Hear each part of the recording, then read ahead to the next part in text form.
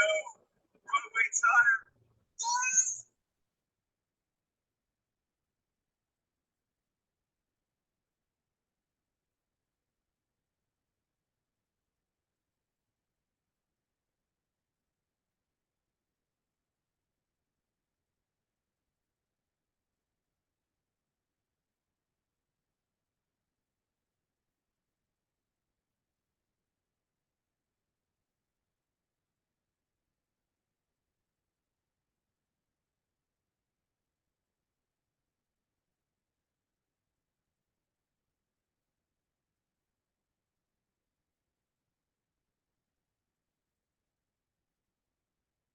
Meanwhile, I'm also going to just check if my second camera is working. So just give me a moment.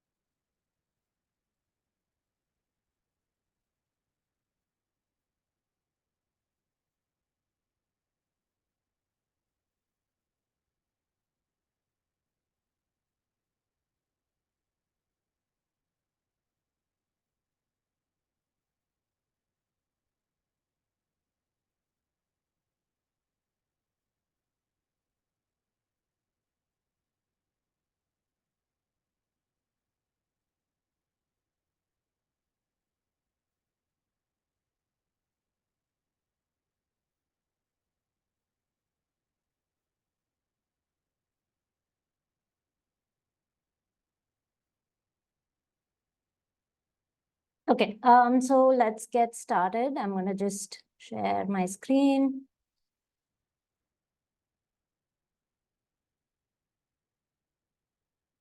Yeah.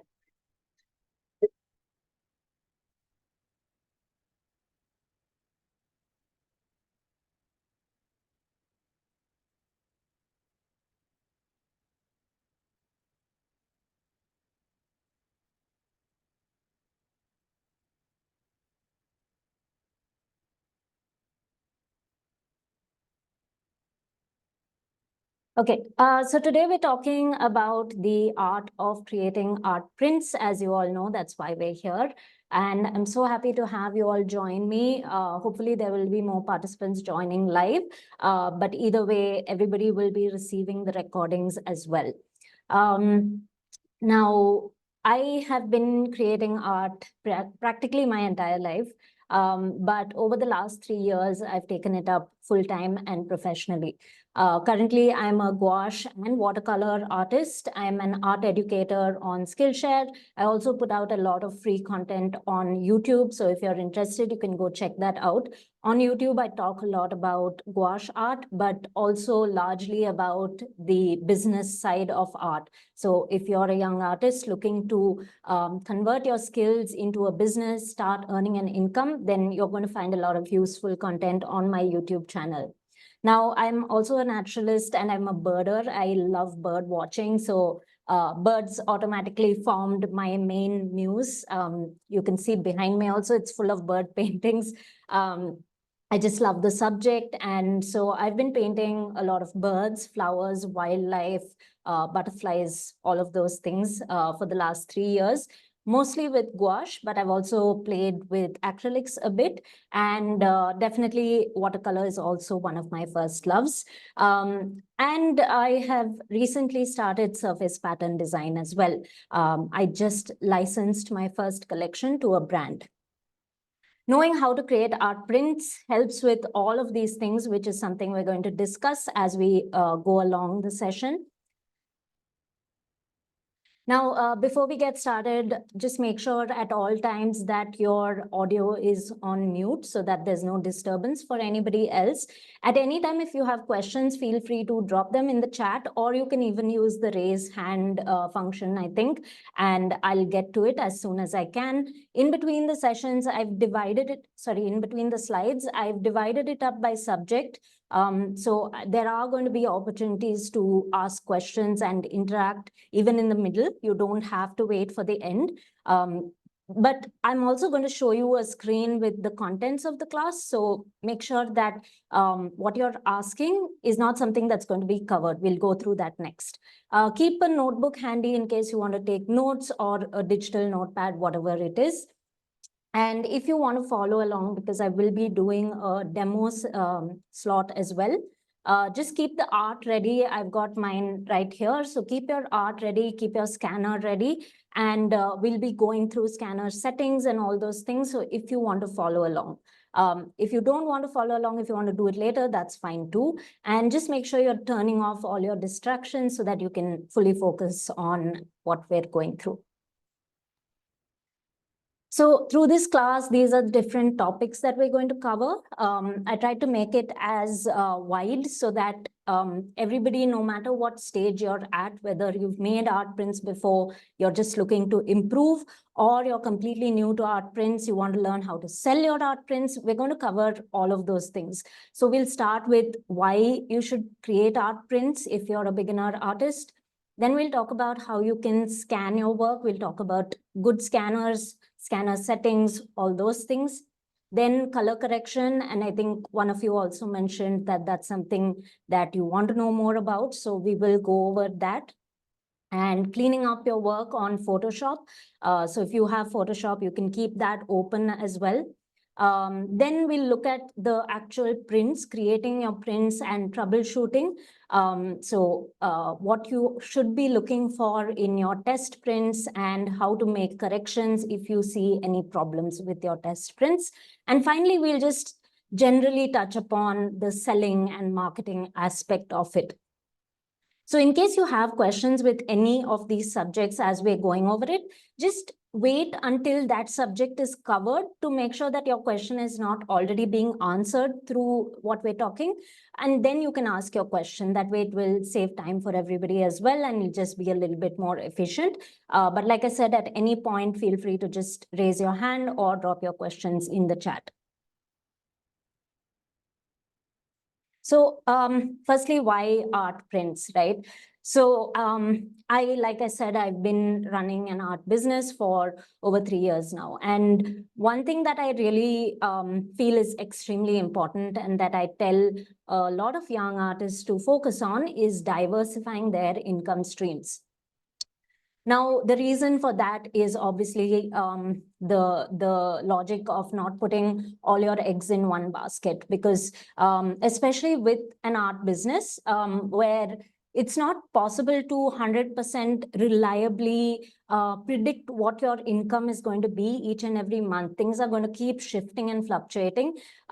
So it's good to have multiple different income sources that they're kind of balancing each other out. Some months, maybe from one income source, your income may take a small dip, but then you have these other income sources that are balancing you out, and that helps you sort of stabilize your income across your entire business. And that's something I highly, highly recommend if you are looking to get into selling your artwork in any form.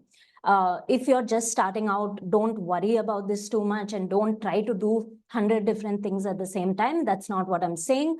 But focus on 1 or 2 different income streams to start off with, and then slowly build up over time. And perfect one thing before you move on to the next thing. Now, the other thing is that it is a great way to maximize the potential of each and every artwork that you create. Okay, so I'm just going to show you examples right now. So this was an entire sheet of birds that I had created back in September. And I did actually 3 sheets like this. It's a total of 30 different bird species that I had painted. There are more on the wall behind me right here. So totally across these, there are 30 different species of birds. Now, obviously, I painted each artwork once, right?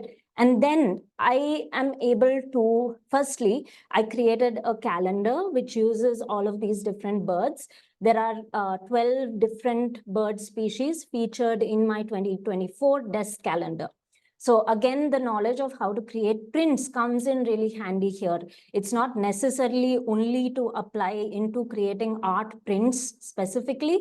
It can be applied across any kind of product as long as you have this base knowledge of how to digitize your artwork, which is what we're mainly going to be covering. After that, the applications are endless. You don't need to learn this only to create actual prints of your artwork. So one is I did this. Then, of course, I created art prints out of it. So these are archival art prints. And finally, I also created these little postcards. So this same design features in my art prints, also in the postcard, also in the calendar also. So that's what I mean by maximizing the potential of each and every artwork that you create. It took me maybe 1.5 to 2 hours to paint this illustration, but then I'm able to apply it on a variety of different products, and I'm able to sell it in all of these different forms. And one more example is, of course, surface pattern design. If that's something that interests you, again, this knowledge is going to be helpful and applicable there as well. So to give you an example of that, these are some frog illustrations that I had created. And not only can I create prints and all these things, or even stickers, any of those products, but I also created surface pattern designs. And this is just some sample fabric with my artwork. Right? So the applications, like I said, are completely endless. And it's just this one base knowledge of how to digitize your work, scan it well, clean it up, just make it look perfect, make the colors perfect, and then you can apply it on so many different things. Now, in terms of art prints, the archival art prints themselves, it's also a great entry-level offer for collectors. So art collectors are anybody who's interested in actually purchasing fine art from you. Now, typically, if you were selling fine art, for example, I have this acrylic painting right here. This is on a wood board. And if I were to sell the fine art itself, you know, the price point of that is going to be relatively very high. But if I convert that same painting into an art print, I will be able to sell it at a fraction of the cost. So for an art collector who is not yet ready to splurge on an artwork, on an original artwork, the art prints are a great entry-level product for them, because that's something they may not have to think so much about. They might be willing to pay the price. And for the same reason, that gives you a chance to sell higher quantities. So if somebody were to buy an original from me, the odds are that they're going to buy one original from me, or maybe 2 originals from me. They're not going to want to buy more than that, because again, the cost of it might be a little inaccessible. And when you're buying an original from somebody, you're not going to fill your house with originals from just one artist. You'll have originals from multiple different artists. Whereas with prints, people don't mind buying more than what their walls can handle, because they like to change it up. They like to switch things up. So typically, if somebody is buying a print, there's a chance to sell higher quantities, either in a single order where they might buy 3 or 4 prints in one go, or over time, they might, if they enjoy the quality of your print, they're going to come back and they're going to keep buying. Now, this also gives you a chance to wholesale your art. Wholesale means put it in stores. So I did also send out my desk calendars to a few boutiques. Similarly, I can reach out to those boutiques, and I am in talks with one boutique as well to stock my art prints. Now, you're not going to be able to do a lot of that if you're only selling originals. But with prints, because you can reproduce them in large quantities, you can wholesale your work as well. Give me 1 minute, please.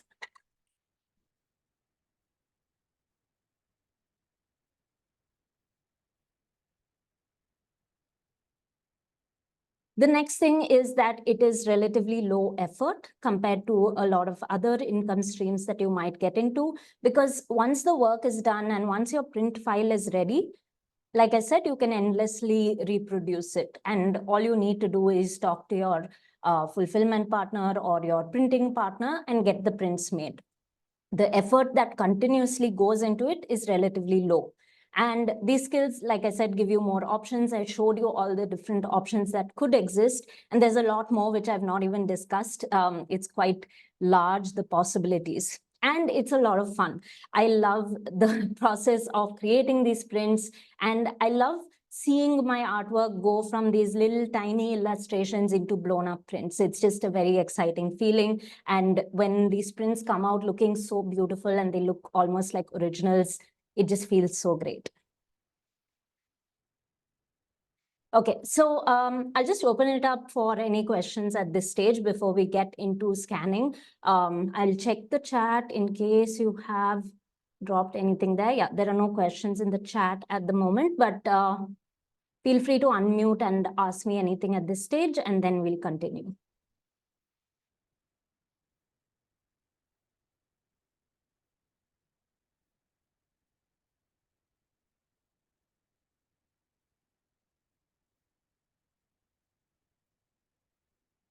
Okay, so I guess there are no questions right now, so let's continue. Okay, so do you need a fancy scanner to be able to do this? Maybe at this point you could drop a message into the chat. If you have created any form of art prints, if you have scanned your work, let me know what kind of scanner you are using at the moment. That would be helpful, so I can tell you what you need to think about from here.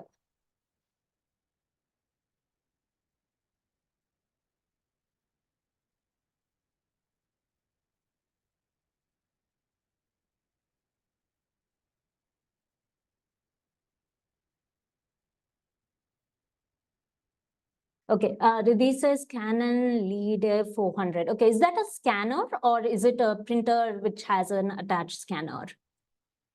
Okay, great. And how much is the maximum DPI that your scanner goes up to? Do you know that number? Okay, perfect. So firstly, I want you to know that if you are just starting out, you do not need a fancy scanner as such. Of course, you can always build up over time and improve the quality of the tools that you're using. But in the beginning, what's important is that you develop your skills. Then we can look at improving your tools. There are multiple options that exist. And when I started making my first art prints, there were two things that I did. One was I just used the scanner that was attached to my printer. I had a decent printer, so the scanner wasn't too bad. It went up to 600 DPI. We'll discuss DPI in the next section, but the scanner on the printer went up to 600 DPI. So that was what I initially used when I just started creating art prints. And the second thing that I did when I didn't have a good quality scanner, or I didn't have a scanner that would fit the artwork that I created, I actually took it to a store and got it done. So that option also exists for you. So don't worry if you don't have the scanner that you think you need at this point. Currently, what I'm using is the Epson V39 Perfection scanner. So this is like a flatbed scanner, and it's really good for the kind of work that I do. So you put your artwork in there, and it also has a stand at the back, so I can keep it propped up on my desk if I would like to. This is the scanner that I'm currently using. This is a great beginner-friendly option. It's not extremely expensive. It does the job really well. And similar to what Riddhi mentioned about her scanner, this one also goes up to 4,800 DPI. So what is DPI? DPI is the number of pixels per inch of your JPEG file. So the scanned image file, the DPI tells you how many pixels are there per inch. So obviously, the larger the number of pixels per inch, the better your resolution of your scan is going to be, and the larger your file size is going to be. And that's what you want. You want higher resolution scans, especially if you're going to be blowing up your work.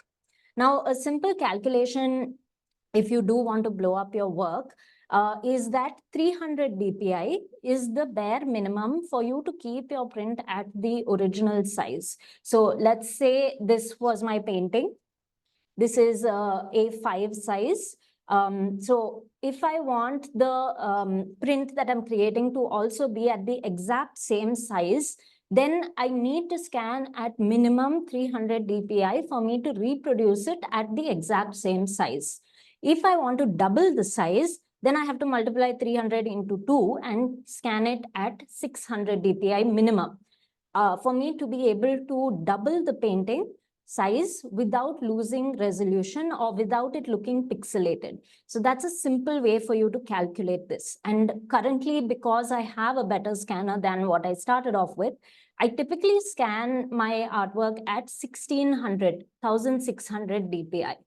This gives me a lot of options in terms of how much I'm able to blow it up, because if you divide 1600 by 300, that's about 5.3. So 5.3 times is how much I could potentially blow up my artwork. That doesn't mean I'm always blowing it up that big, but it gives me the option to do that. And if you're somebody who paints, like, let's say, for example, landscapes, and you paint it really small, but you'd like to blow it up, you can even blow it up into really large, like, 48, not 48 inch width and things like that. Like, you can blow it up really large. So you just need to calculate exactly how much your DPI should be for you to blow it up that big. There's an artist called Laurie Ann, whose work you can check out, who creates these landscape paintings that she creates really small, and then she blows it up to like almost wall size prints.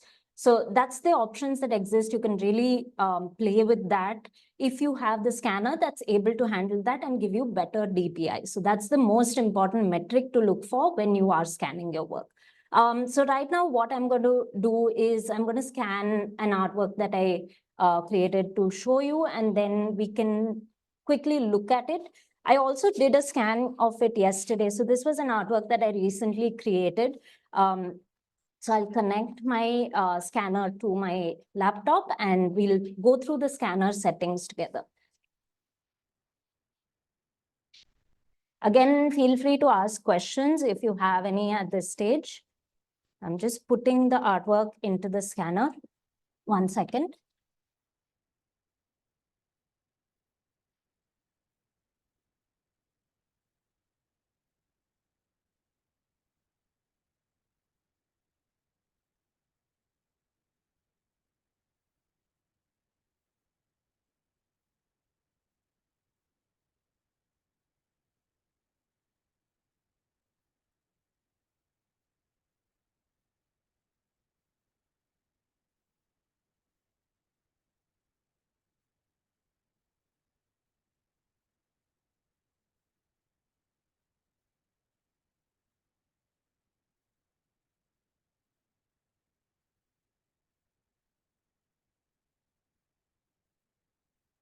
Okay, so are you able to see my scanner settings page?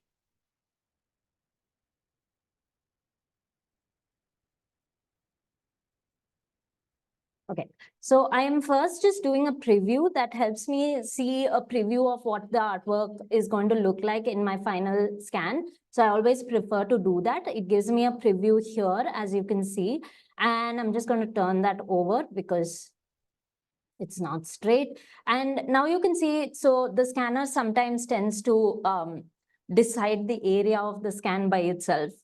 but I don't worry about that too much because I can always fix that later. So it's a little crooked, as you can see, but that's not something I'm worried about.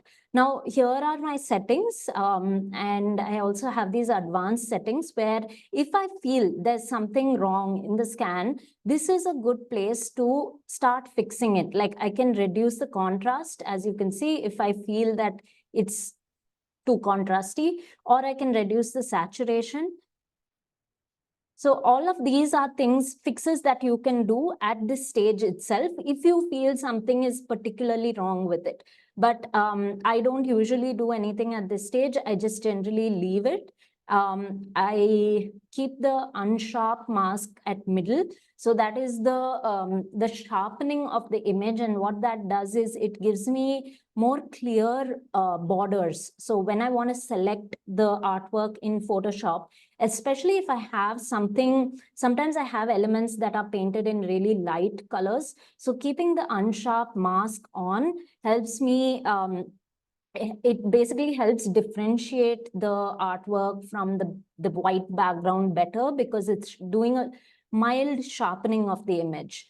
And I also keep the dust removal on middle because it's just very dusty around here. And sometimes without me even realizing there is dust on the scanner bed, and I don't want it to pick up too much of that. And at the same time, I don't want to keep this high. I never want to keep any of the settings on high because I don't want it to do any overcorrection. Sometimes you'll see that your images might get a little skewed in the colors. And these are things you need to be really particular about if you're doing archival printing. Now, within the main settings, usually, like I said, I keep it at 1600 DPI. This is my standard setting. Today, I'm not going to do that because if I scan at 1600, it is going to be, it's going to be very time consuming. It will take a lot of time. So as your DPI goes larger, it is going to take more time to actually create the scan. So just for the purpose of speed for us to go through this class, I'm going to keep it at 600. But I did scan the same image yesterday at 1600. So we can do a comparison to see how the resolution looks in that case. And then I'm just going to, again, make sure all of this is exactly what I want. And that's it. I will hit scan and we'll let that create the scan. And we'll look at the differences between the previous scan and this scan. Meanwhile, again, if you have questions, please feel free to start letting me know.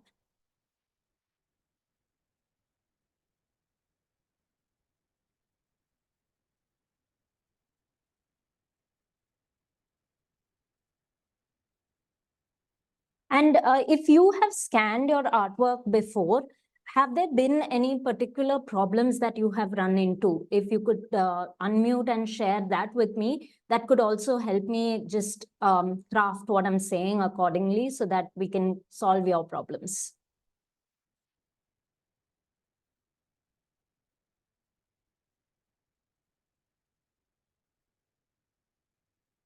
Okay, so this is the final scan. As you can see, it's already looking pretty good. It's at 600 DPI. Hopefully you're able to see it properly. So it's at 600 DPI. And what you'll see is that if I scan it beyond a particular point, I'm going to lose a certain level of the sharpness. But even so, it's pretty good as it is. And that's the advantage of having a better scanner. What I found when I was using my printer's scanners is that some of the brighter, more saturated colors would get kind of dulled out. And that would be a problem because it's hard to even fix that in post. Whereas if you have a better scanner, it's going to do a better job of reproducing your colors. So it's not just about getting higher DPI, but a better scanner is also going to give you better results with your initial scan itself. So the amount of work you need to do in Photoshop is going to be significantly reduced just because you're using a better scanner. And just for you to see, this is the scan I had done yesterday, and this was at 1600 DPI. So do you see the difference? Like when I zoom, do you see the difference? Like, let's just look at this stroke. I zoomed right in, but still, and look at this line of the green over here. it's just super sharp, even though I have zoomed so much. So are you able to visibly see that difference between the, lower resolution 600 dpi versus the much higher resolution of 1600? So that's why I said at 600, you're going to be able to comfortably blow it up 2x, whereas 1600, you're going to comfortably blow it up 5.3x. So that's a huge difference. And this is the exact reason you see the crispness of every single line and every single brush stroke, and just every detail is captured. So you can imagine what it would be like at 4800 dpi. Of course, that would take like 1 hour to scan, but it would be super sharp, and you can blow it up to a really large extent that would be 16 times blown up. So imagine, right? You can have really large prints of your work. Okay. So now we have the scan ready.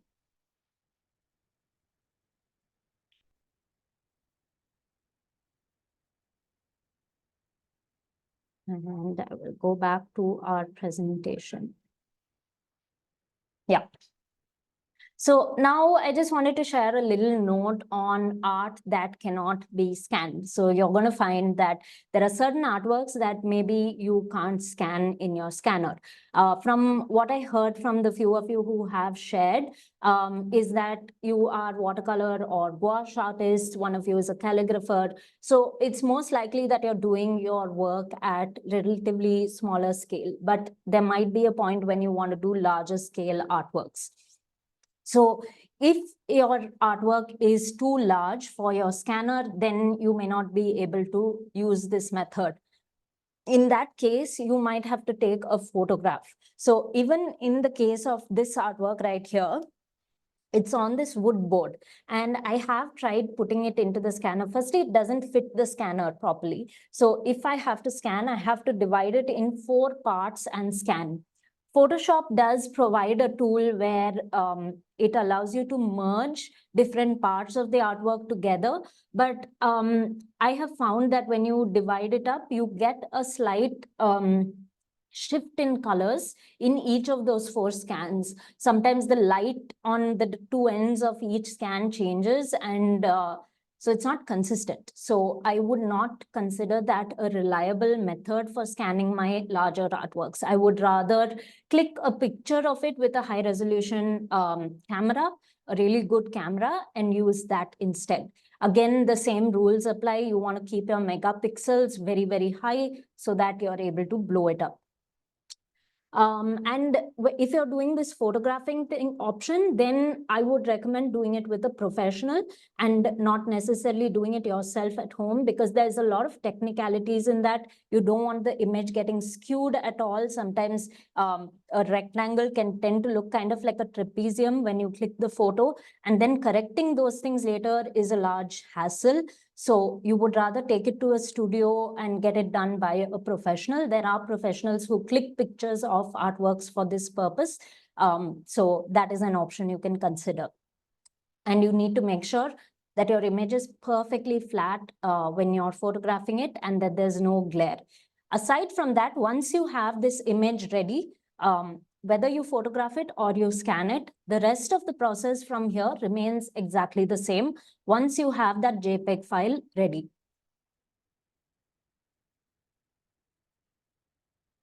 Okay, so now is the digitizing process, and we are going to do a small demo on Photoshop with that same Peaches image that I just scanned. So I'll show you the different ways you could correct your work. You can isolate your work from the background. Again, at this stage, if there's something specific that you would like me to cover, if there's something that you have particularly struggled with in the past, I would love to know that in the chat so that I can make sure that your questions are answered.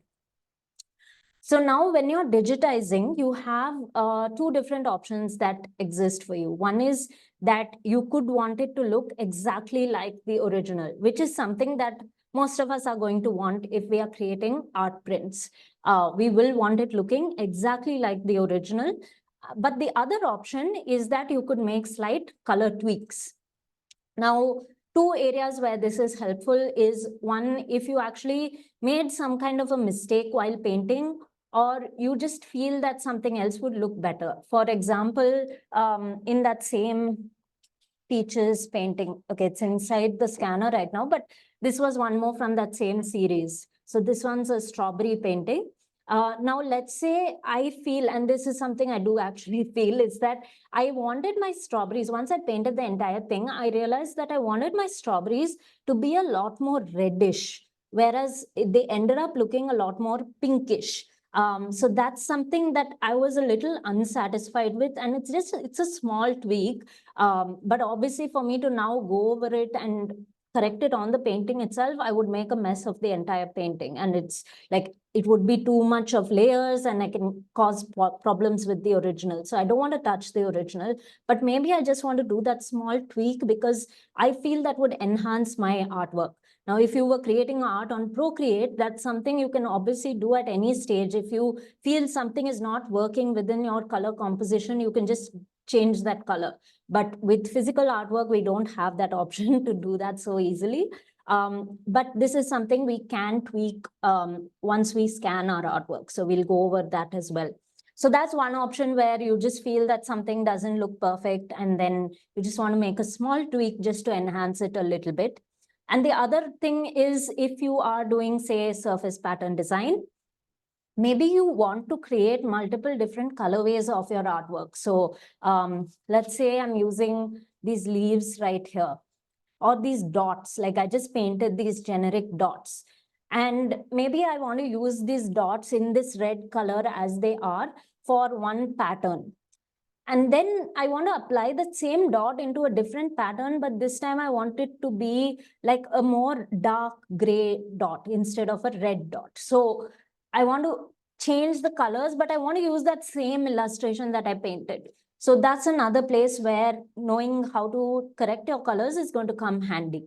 Okay, so those are your two options.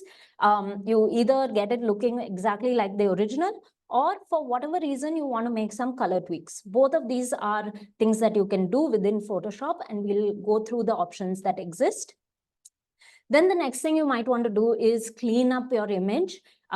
So sometimes maybe you got a stroke of paint by mistake somewhere, you want to clean that up, or you have dust or blemishes, like maybe some paint splatter went onto it and you want to clean that up. So that is another thing that you could possibly do. Now, you need to understand the difference between RGB and CMYK modes. These are two color modes that exist for you when you're digitizing your artwork. We are going to work with RGB right now, but typically when you are sending your files for print, you're going to have to send it in CMYK. So when I sent my artwork to my printer for this calendar, I sent it in CMYK format. CMYK is basically for print, for pigments. RGB is your colors for screen, your digital colors. So the moment you take an artwork, and if you're seeing it a certain way and it's in RGB mode, the moment you change it to CMYK mode, you're going to see some shift in colors, and potentially you're going to see some of the colors become a little bit more dull. So then you might have to tweak it accordingly to make sure that your CMYK colors are looking almost as good as your RGB colors. So that's something I had to do for this. Today we'll be working within RGB, but I'm going to show you all the color corrections. So when you change to CMYK, if you need to, you can always use the color corrections that I'm teaching you to get it looking how you want it to look. And with archival printing, I send my printers RGB files, even though traditionally you would send printers CMYK files. But with archival printing, because it's very high quality, high grade printing, you can inform your printers that I'm sending it to you in RGB mode, and they will make sure that the colors are being maintained. So that's how I typically work. And the next thing is you want to use larger file sizes. Again, I'll show it to you right now once we open up Photoshop. I'll show you exactly what I mean by that. But just keep in mind as a general rule that you can always, even if you work on a large canvas, you can always size down later, but you can never take that same file and size it up later, because then you're going to lose your resolution on your artwork. You don't want your artwork to become pixelated at any point. So just make sure in general that you're working with larger canvases on Photoshop than smaller canvases. And the first thing you're going to want to do is remove the background, which is what we're going to do right now. And remember to use layers so that you're managing your artwork properly. Otherwise, you're going to get confused. You're going to do things on top of each other, and then you might cause some problems that are irreversible. So we don't want that. So always work in layers. I'm going to demonstrate all of this, so don't worry about if you're confused about what I'm saying. We're going to do right now. Let me know if you have any questions at this stage. We'll just break for a minute and then we'll move on to Photoshop.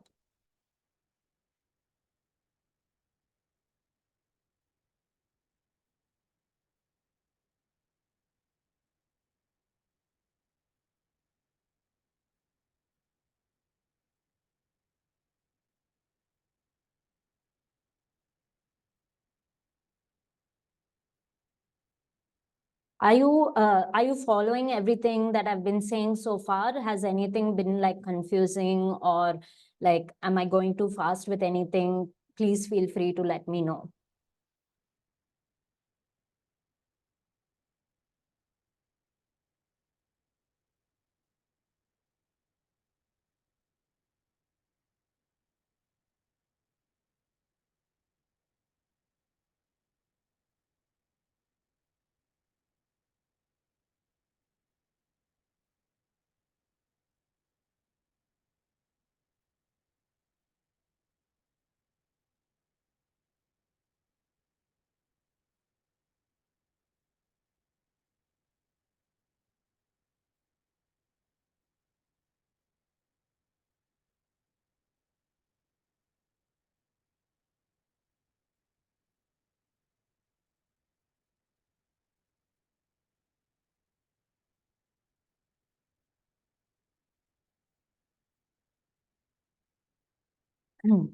Okay, great.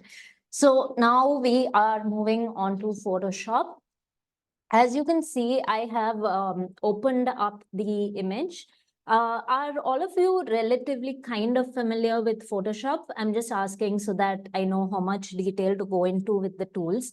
Do you at least like know the general layout of Photoshop and what it can do?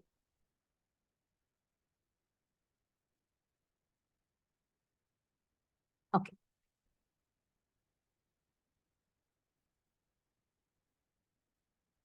Great.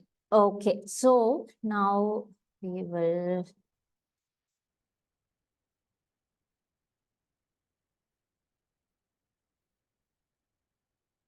Okay, so I'm opening my layers panel here on the right.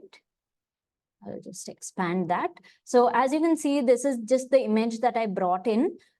This is just my background layer at the moment. No changes, nothing done to it. And the first thing I will do is I will unlock that. So I just press the lock icon there to unlock it. And I'm using Command J, or you can right click. And I'm just, so with Command J, I'm duplicating my background layer. I do this so that I have one version that's completely untouched. So any changes that I want to make, I'll make it on the new layer, and I'll hide the previous layer and make sure that I'm not touching that at all. And meanwhile, what I will also do is I will open up a new canvas. Now for the new canvas, I'm going to make sure the canvas size is according to what I want the print size to be. Now let's say I want to convert this artwork into an 8x10 print. That's usually the sizes I like working on. By the way, if you also want to go over anything about print sizes, I've not included that in the lesson plan, but that's something we can cover. So if you'd like me to touch upon that generally, let me know and I will do that as well. But typically these are the sizes I like to print. So this is an 8x10 and this is a 5x7. These are just standard sizes, and you can pick from any different size, but these are the sizes that I like to work with. So I'll start by opening a new canvas. Now, let's say I want to do the 8:10 ratio. Remember, I told you in the previous slide that we saw, I said always size up, right? So that's what I will do right now is I will open a new one, and I'm not going to put it at 8:10 because even though I want 8:10 as my final print size, I also want the option for it to be potentially larger, right? Because now I've scanned this at 600. So I can double the size also if I want to. So I'm not going to put the print size at 8:10.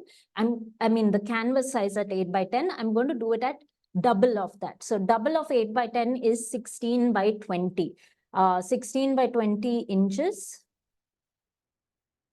So I'm setting my size here, 16:20, and I'll always keep the resolution at 300. You can also do it at 600, but 300 is fine because each time you increase that, that's going to increase your file size as well.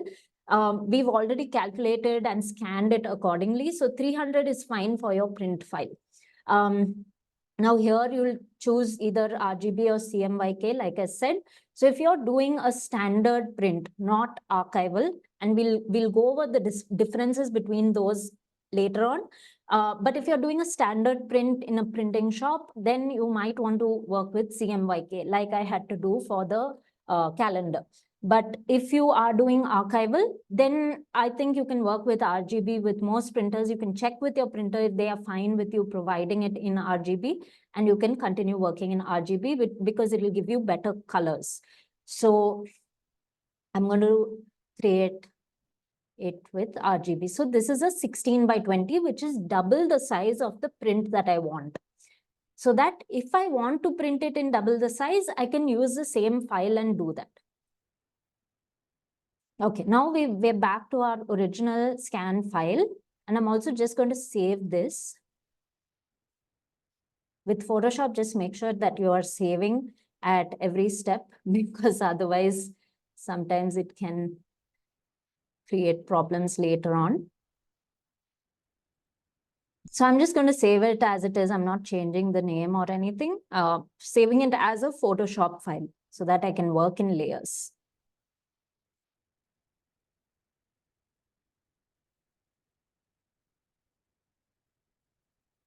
Okay. So now, like I said, we're going to work on this layer.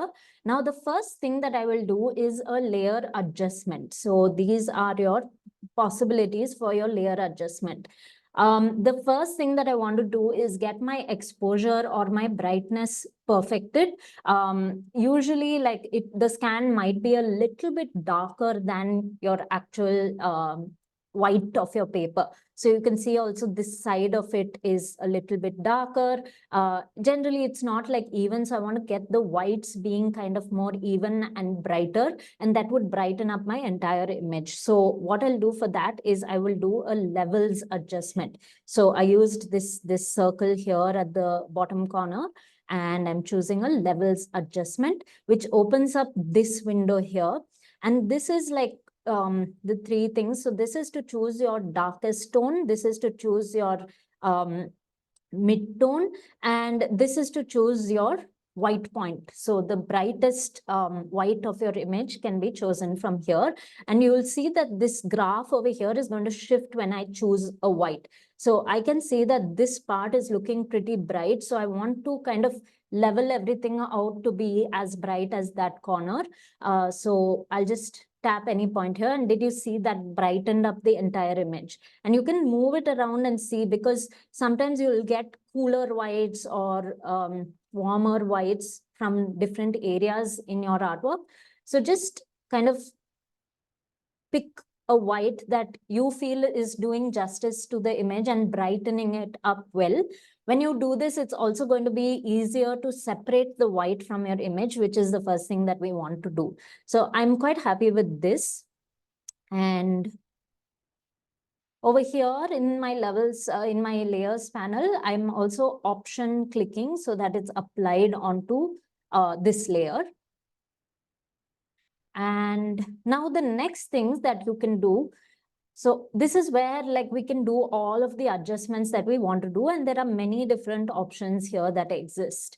And we want to do this before we start anything else. So we'll perfect the colors so that later we don't have to worry about this at all. So right now, let's just get the colors looking how we want it to look. And then later on, we just have to delete the background and just get it ready for print. So there are all of these options. I'm not going to go through all of them because that would take up too much of our time. But I'll tell you some of the important ones. So of course, there is vibrance, which you can use to change how vibrant you want your artwork to look. You see what it's doing, but I don't want that right now. I'm just showing it to you. The next thing, one more like important tool that I really like using is selective color. So selective color can be extremely useful when you want to adjust certain colors in your artwork. So I gave you the example of those strawberries that I had painted, this one. So if I wanted to just adjust the colors of the strawberries, make them more reddish than pinkish without affecting anything else in my painting, then the tool that I would use to do that is selective color. I would use my reds and I would adjust the reds alone without changing anything else. So right now in this artwork, I'm comparing it. So always keep your artwork right in front of you when you're doing this, because it helps you compare how it's looking. First thing, actually, before I do the selective color, I'm going to do a saturation adjustment first, because I feel that it's a little too saturated compared to how the original looks. You can see it on this as well. It's definitely brighter than how it's looking on the webcam, but it's not as bright as how it's looking on Photoshop. So I'm just going to take that down a little bit to get it more true to the original.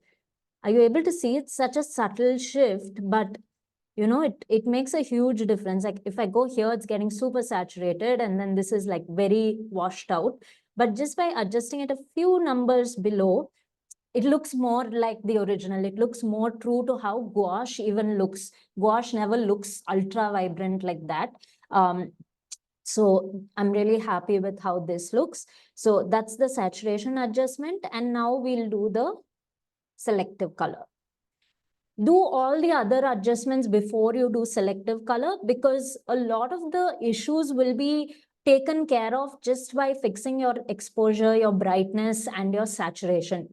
Just by doing that, you'll see that you'll be able to bring it a lot closer. And now you can selectively see if there are any issues with any particular colors that you would like to fix. And when you see the colors that you can fix here, there's reds, yellows, greens, cyans, blues. So like if I wanted to fix this background color, I would use cyans. It's not like blue. It's more of a greenish blue. Then there's the blues, the magentas, whites, neutrals, blacks, and you can play around with all of these. So let's do the greens, because again, when I'm comparing it with this one, the peaches look really close to the original, really good actually. But the leaves, I have a much more desaturated green here, and it's also a cooler green compared to the warm green that it's looking like on the screen. It's looking like a very yellowish green on the screen. But over here, my green is a little bit more blue than yellow. So I want to fix that.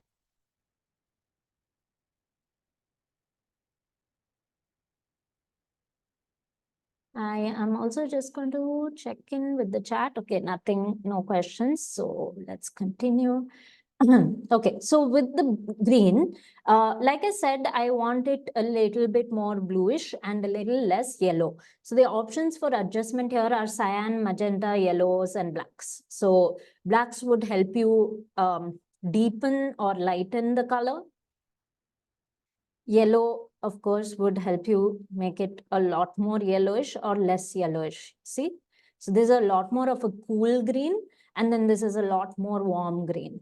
And here also, like I said, you can take the creative liberty if you'd like to adjust the colors intentionally. If you don't want it to look exactly like what you painted, if you do want to make it look a little warmer, you can do that. It's completely fine. Feel free to play around with these and get it looking exactly like you want your artwork to look the best it possibly can look. It's not only about getting it to look exactly like the original. If you want to make adjustments, you can make adjustments. And so magenta, if you add magenta to greens, because magenta is the complementary color of greens, you would get a much more dull or deeper green compared to if you remove the magenta from it. So I think for mine, I think I'm looking at the original because I do want it to look like the original. So I think adding a bit of magenta is going to help me dull out the color just the slightest bit. And removing a little of the yellows.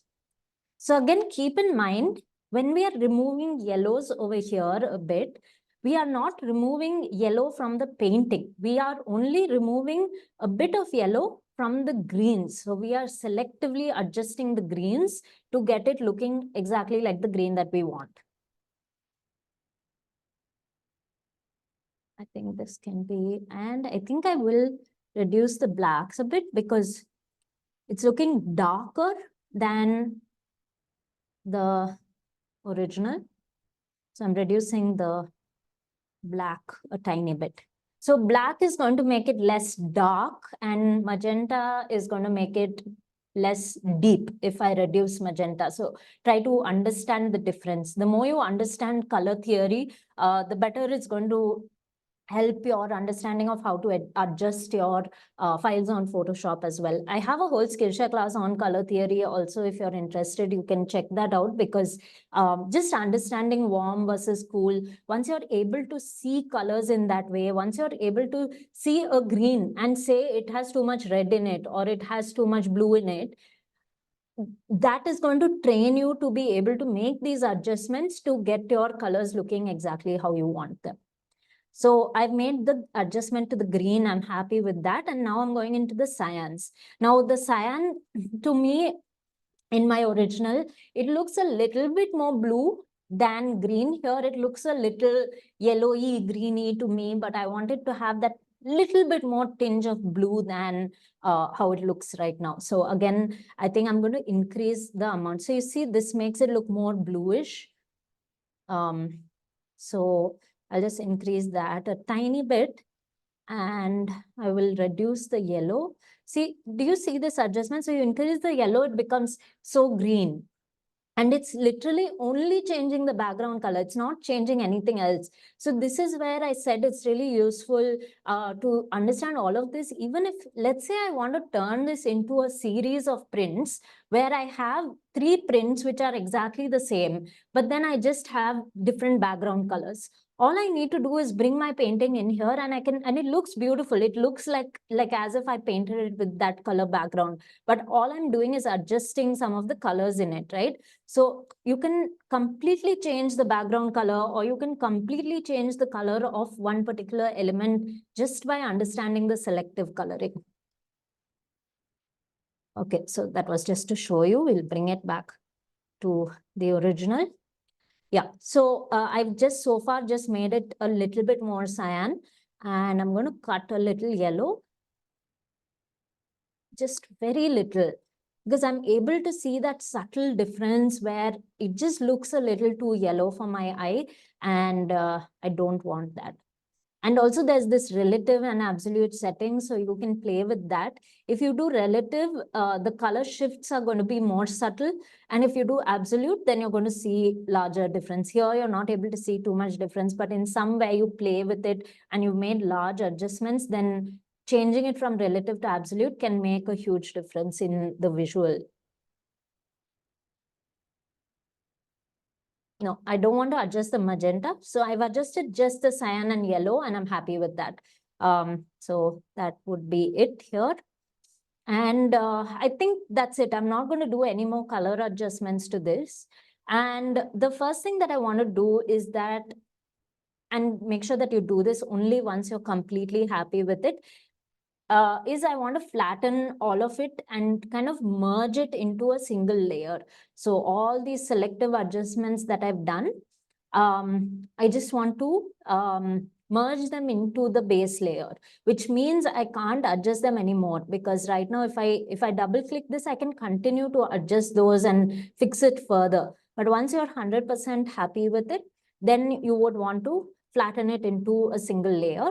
Now, the better thing to do in that case, just so you make sure that you're still able to adjust it later, I'm selecting these 4 layers. So that is, hold on. Yeah, that is my base layer plus the 3 adjustment layers. And again, I'm hitting Command J to duplicate. So I've duplicated it. And what I can do is I can hit Command G and group this into one layer. So we'll call this the adjustable colors. So this still gives me control so that later on, if I do feel that I'm not happy with my adjustments, or I want to make some other adjustments, or like I said, I want to have 3 different background colors, I can always come here and work with these layers to continue to make adjustments. If I had flattened it here itself, then I wouldn't be able to do that. So we'll keep that aside and we'll use these 4 now. And we will merge them together. I think it's Command E to merge. Yeah. Okay. So we've got the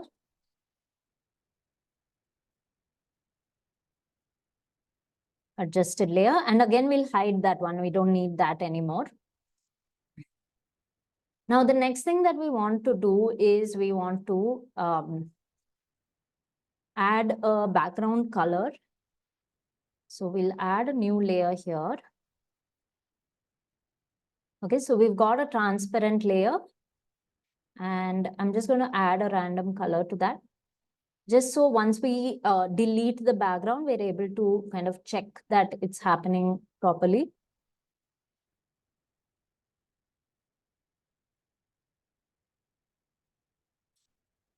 So you can take any color. I'm just taking a black, I'm dragging it onto this layer. So we have a color fill now. So if I hide this, you can see that I have a black background layer. And now let's get into the selection tools.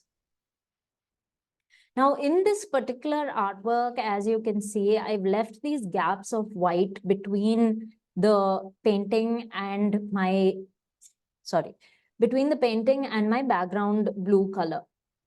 The reason I did that is that if I want to isolate just this artwork and I don't want to use the background color at all, this makes it easier for me to do that. Today, I'll show you exactly how we can do that, but because that is a slightly more time-consuming process, I'm not going to remove this white completely. But what we're going to do is isolate just this entire unit as a whole from the white of the background. So we'll start with that. Now, there are a lot of selection tools here on Photoshop. This one is just a rectangular selection tool. Then we have this lasso tool. So lasso tool, there are 3 options. One is you can go in a free formation. Then you can go in polygonal. So this is with straight edges. But the one that you would use most often in something like this would be the magnetic lasso tool. So up until Photoshop's more recent tools and more recent like improved AI features within the app, I used to do everything with the magnetic lasso tool largely because it's able to easily differentiate between 2 colors. So it's able to easily differentiate between the background white and this blue. So let's say I just want to select this area. I'm just able to drag it along and it is selecting the edge of that quite easily. Sometimes you need to train it. So here you can see it's shifting over onto the green. But then most of the time you can reliably select your edges with this tool. And it just requires a few corrections at few points. But in general, this gives you a really easy way to just go along the edges and select the area that you want. So I'm just roughly selecting something just to show you. And what happened once once Photoshop introduced the better AI tools is we got these better features here within the Magic Wand tool. So the Magic Wand tool is something that you can use to select select certain colors. So if you want to select this entire white, the magic wand tool used to be something that I could just click on the white and it would largely select. As you can see, it's got a lot of the white. Of course, it's also gone in and got the white from within my peaches, which is not something I want, but I can always remove that later. So let's say I used the magic wand tool and I selected all of these whites. So you can see it's done a really good job even of selecting the white between over here, which is great. Now, if you want to, let's say you don't want it to be touching the area within this artwork here, it's picking that up because I have this, I don't have this contiguous setting on. 1 second. Yeah. So if I turn that on,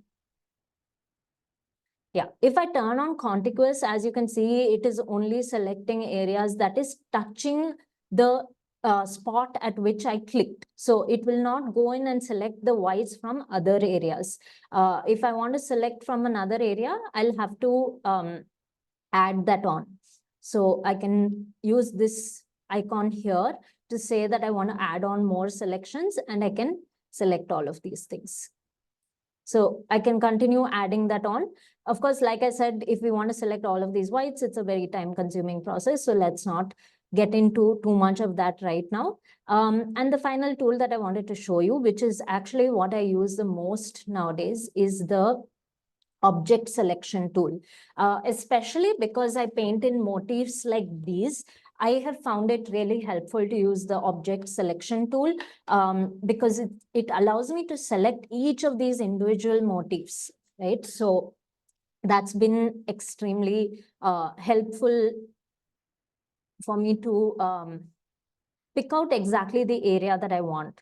So here you can see it's identifying that this area is different from this background area. So when I'm hovering, the area that it's showing in pink is the area that it would potentially select once I click on it. So I'm just going to give it this area to work with, and it'll take some time, and it's going to, yeah, here you can see that it's done a really good job of selecting. And in fact, in a lot of the places, it's also okay, so you can see now it's actually selected only the peaches part. It's not selected the blues at all, but I do want it to select the blue. So I'm going to try again. I'm going to deselect. I'm just going to click here in this area. Yeah, now you can see it has, so based on the area that you give it, it's going to work a little differently. You can see that it's quite perfectly selected. Let's shift the tool so that, yeah. It's quite perfectly selected these edges. It's done such an amazing job that I barely have any touch up to do. You can see here, it's picked up that edge of the leaf that's going outside as well. And like tools like this honestly have been pretty life-changing with Photoshop, because before it was quite a strenuous process to select every single thing with the magic wand, or with the lasso tool. So this has really simplified. Of course, you're going to have areas like this here where there's some disturbance outside, which I actually don't want. So in these cases, now you can always use these tools along with each other. So in these cases, what we can easily do is we can now select the magnetic lasso. Make sure you're using this selection here, which allows you to subtract from your current selection. So my current selection is all of this. I want to select this little bit and subtract it. So I'm going to do that by just dragging the magnetic lasso along this. There. Of course, still it's a little up and down, but you can take your time with it and just make sure that you straighten it out. Or you can even, if you want a perfectly straight line, you can use the polygonal lasso. Again, make sure you're subtracting from your selection, and then just use these straight lines to kind of clean that up. And that gives you a much better finish there. So again, here is somewhere where you can do that. So I'm just showing you the different possibilities. All of this is based on the artwork that you're using and what shifts you need within it. Now you can see here, it has actually not selected this particular area of blue for some reason. Everything else around it is perfectly fine. It's missed this area of blue. So in this case, what I can do is I can take the magnetic lasso tool. I can choose add to selection, and I can select this area and add it on. Or the other simpler way to do it would be possibly to use the object selection tool itself. And again, you choose this add to selection and give it a rectangle. So you click and drag to form this rectangle, give it a rectangle here. Now you'll see that most probably it will select that. Yeah, you can see very simply that it's just added that on to your selection. And yeah, that's pretty much it. Like I said, we're not going to go into the nitty-gritties of these whites, but I will show you how we can deal with that if I wanted to subtract these whites as well, which is what I would do. If I'm converting this into an art print, these are parts of the background white that I want removed. So I will select that. It's just that it's very time consuming, so it's not within the scope for us to do it completely, but we'll go through how we can do it. So we already saw that the magic wand was able to select it. So let's just try and see if I choose subtract from selection. So again, I'm using the magic wand, and because all of this is within my current selection, I'm going to use subtract from selection, and I'm going to click on these areas. So you can see it's done a really good job of selecting that white, and you can just, it's quite simple to just, go over and select all of that. So actually, I will do it because I think it's not going to take too much time. I'm going to just select all of these whites. Meanwhile, feel free to drop any questions and I will look at it as soon as I'm done with this selection. And also, if you'd like to unmute and ask me anything, please feel free to do that right now.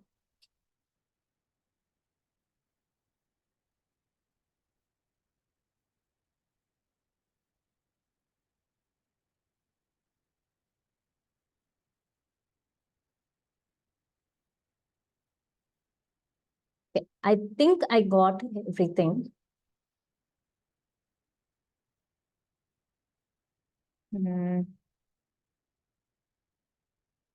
So now, because we don't have that much time, I'm not going to go into the very intricate details of this, but like how I showed you how I would correct this area, the same way, normally what I would do is I would look at all these edges and just make any minor corrections that are required.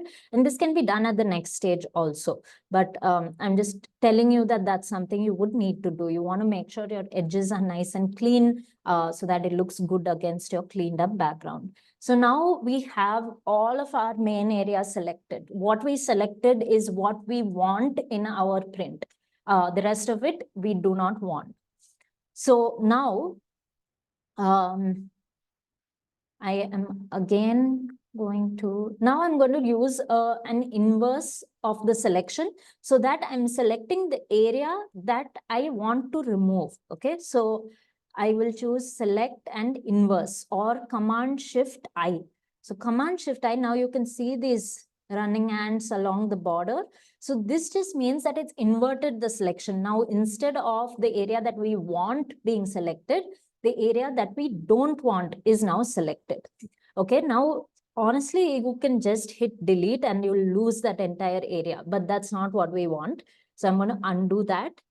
What we want, again, is to maintain the editability, because this is our editable file. We don't want to delete anything because later on, if you want to fix it, you're going to have a problem. So right now, what we're going to do is we're going to create a clipping mask. So layer mask, yeah. So we'll use this layer mask. You just, like, once you have your selection, you're just going to make sure you're on the right layer and just click this layer mask option. Sorry, I made a small mistake. Yeah. Okay, so You don't actually need to invert it. I inverted it by mistake. So I've inverted it back and then I've clicked the layer mask. So in the layer mask, all the white portions are the portions that you want visible and all the black portions are what you don't want visible. Now, while I have this layer mask selected, so within this layer, you can have your image selected or you can have your mask selected. In this case, I'm having the mask selected. And this is the point when you can make any further corrections that you want. And it's pretty straightforward. Like you can see this up and down here, which I don't want. So what I'm going to choose at this stage is the brush tool. So we have the paint brush tool. And we are going to use it in black because like I said, in the mask, black is equal to hidden and white is equal to visible. So we want certain things to also be hidden. So I'm just painting black over that. And as you can see, it is getting hidden. And the beauty of layer masks is that none of this is being deleted. It's all right there. And if you hide the mask, you'll still see it with the image. Or if you unlink the mask, you'll still be able to, you're still preserving that data within the image. Okay, so those are parts. And I can see that I missed this, but it's okay. So these are all things that typically I would want to clean up. So I'll reduce my brush size. So this, like I generally would zoom in and just make sure that all these little fixes are being done. And at this stage also, so here's, you can see blemishes. I mentioned blemishes as well. Now, if you want to correct these blemishes, this is like blue paint that has by mistake come onto my peach, which obviously I don't want. So here, make sure that you are shifting back onto your layer and not the mask. Make sure you're on the original image. Then what you can do is choose the spot healing brush tool. So this is spot healing brush tool. The shortcut for it is J. So you choose the spot healing brush tool and literally just go on these specs. So even in this, you can increase your brush size or decrease your brush size by using your square brackets on your keyboard.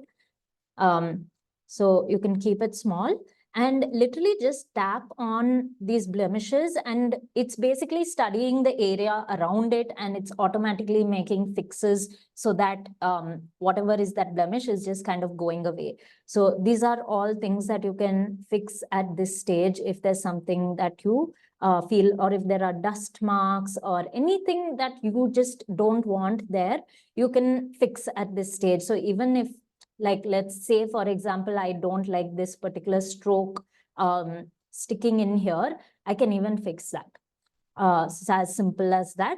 So just getting it to look as good as possible so that we get a really nice clean print, because nobody wants a print where there are visible blemishes, right?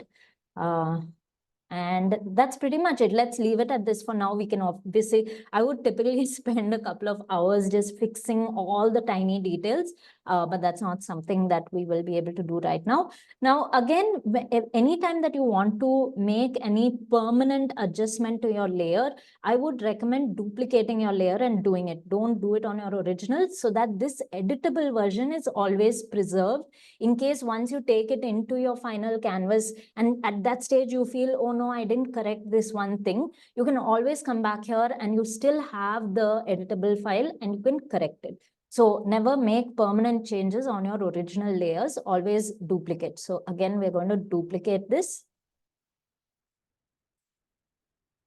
And what we're going to do now is we're going to right click on the mask and we're going to say apply layer mask. So this is a permanent change. After this, it's not editable. That's why I duplicated it. So now this is my final adjusted artwork. Okay. So this is now what we are going to use to create the prints. Are there any questions at this stage?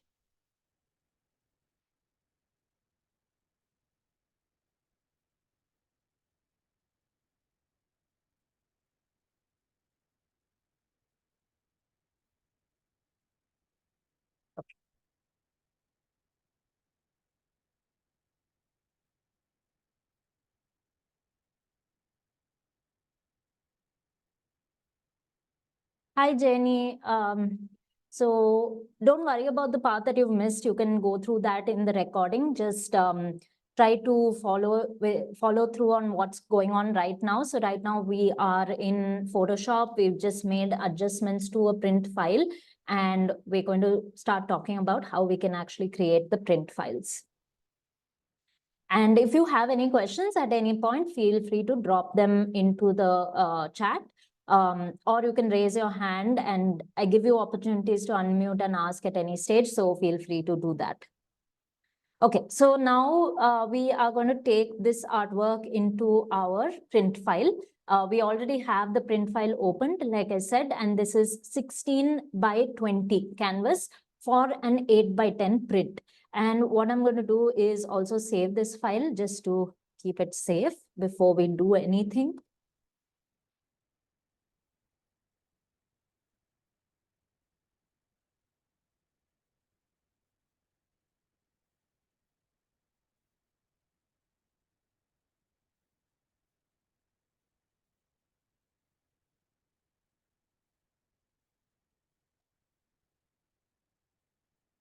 Okay, so now we are going to just select this. You can see now when I'm clicking on it, it's just selecting this area.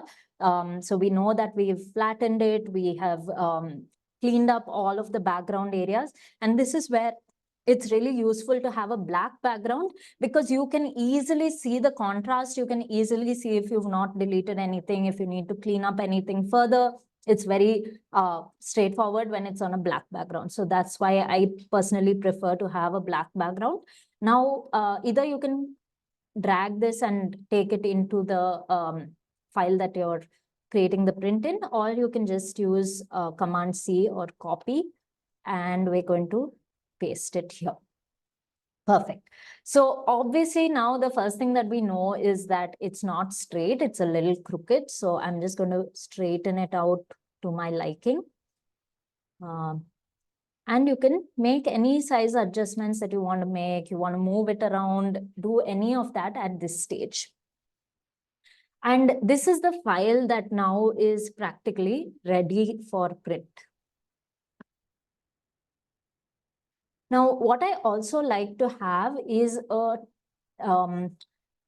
file of my signature, because I generally, for my art prints, I like to add my signature as a Photoshop file. So I just keep that. Otherwise, if you sign each and every artwork and then you have to scan that and clean that up, of course, that option also exists, but it's possible that because your signature is going to be small, you're not able to clean it up perfectly, especially if the signature is on the white portion. So I personally prefer to have a Photoshop file of my signature, which I then drag and add into every artwork for my print files. That way my signature is also consistent across all of my prints. So I'm just going to open up my signature file as well.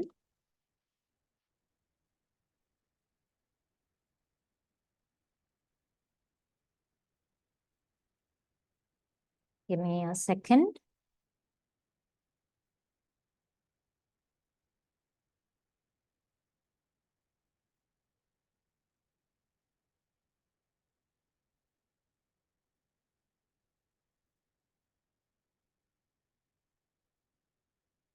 Yeah.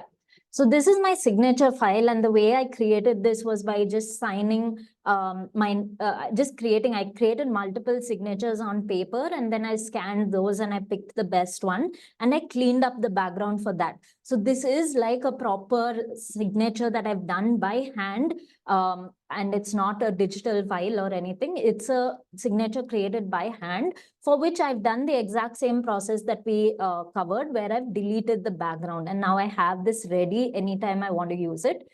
So now I'll select my signature. Again, I'm just going to hit copy and paste it into this. And I can place it wherever I want, either under or within the artwork itself. And what I'll do normally is I will use this multiply burn mode. So you can have this modes over here. And I typically put multiply so that it kind of darkens and it looks like it's like signed on the actual artwork. Now, this is going to be your print file. There's no further changes that I need to make. Again, if you have questions, if there's something that you have ever struggled with during this part of the process, feel free to ask and we'll discuss that. I'm really happy with how this has turned out.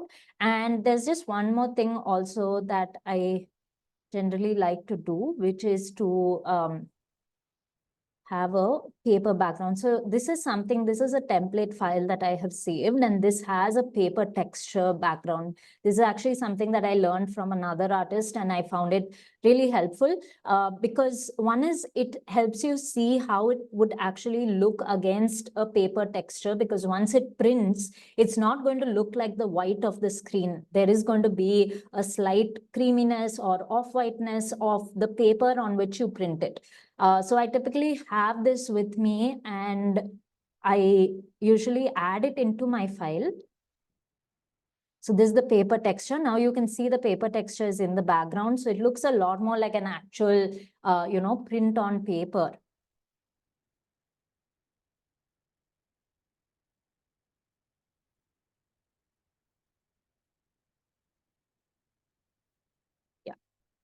And so this is something that when you're giving the file for print, you have to make sure that you're turning off the paper texture, or you do this on a separate file. So make sure that you're not handing it over for print with that paper texture, because you don't want that to come into your print. Your print file should have this perfectly clean background, and you can use this paper texture background just to see how it looks and visualize it. And the second thing that you can use it for is that you can use this as a website listing, so that when you're showing it to customers, they get a realistic visual of how it's going to look against paper. So that's what I do. I have my cleaned up file, but then I add on the paper texture and I save this JPEG to upload onto my website, so that people can get, because the visual, like the contrast between this pure white of the screen is very different from how it looks on paper. So we want to give our customers a more realistic representation of how the print is going to look. So either you take photos of your actual print and put it on the website, or this is a great way to have some sort of a mock-up of it. And you can even use this file to insert into mock-ups and show how it's going to look on the wall, show how it's going to look in different spaces, all of that. So this is the file with the paper texture background that you can use for all of that. Okay, so now I'm going to stop sharing the Photoshop section of it, and we'll go back to our presentation.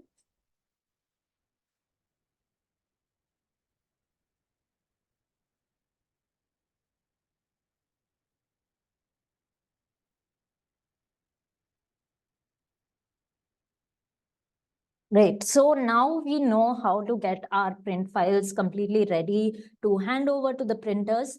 The next thing to know is what type of printing should we do? Are we going to do archival printing, or are we going to do regular printing? Now, firstly, you need to understand what archival printing is. Archival printing is basically museum grade fine art printing.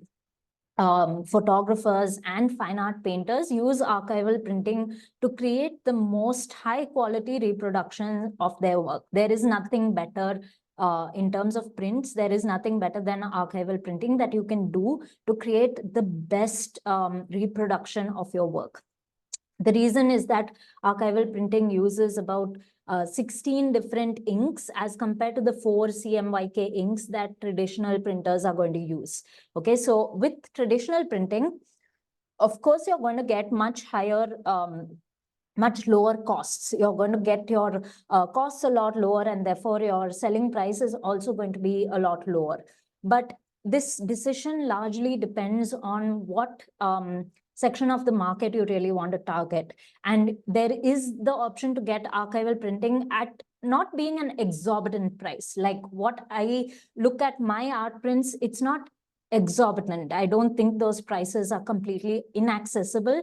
And if you're able to communicate to your customers why your prints cost what they cost, serious collectors of your art are going to understand that, and they're going to be willing to pay the price. So it's largely a decision of where you want to position yourself. Everything that we've covered till now, this process completely applies whether you do traditional printing or archival printing. You're going to use the same process to actually create your print file. So that's not an issue. Now it's only a difference of what quality of print do you want to offer to your collectors. So based on that, you're going to choose a printing partner to work with. And you can test out a few different printing partners to see who's giving you the best quality print. One more thing about archival printing is that the paper is completely acid-free. There are very high quality paper options, texture options that are going to give you the results that you want. And traditional printing, the print tends to kind of yellow over time. You will see that yellowing of the paper that happens with time with traditional prints. You might have seen it with art that you have bought as well. That's just something that happens as it gets exposed to sunlight and all these things. And the color of the print can very easily dull over time.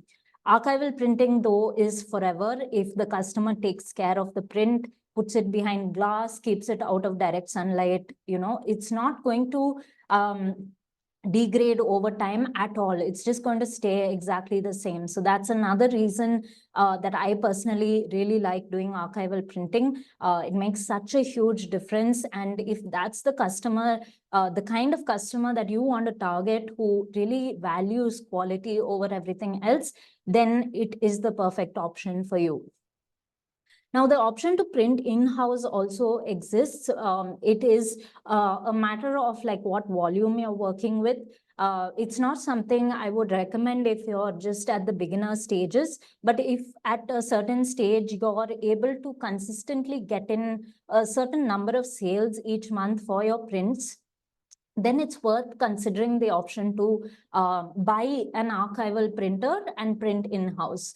Just keep in mind that that option also exists for you.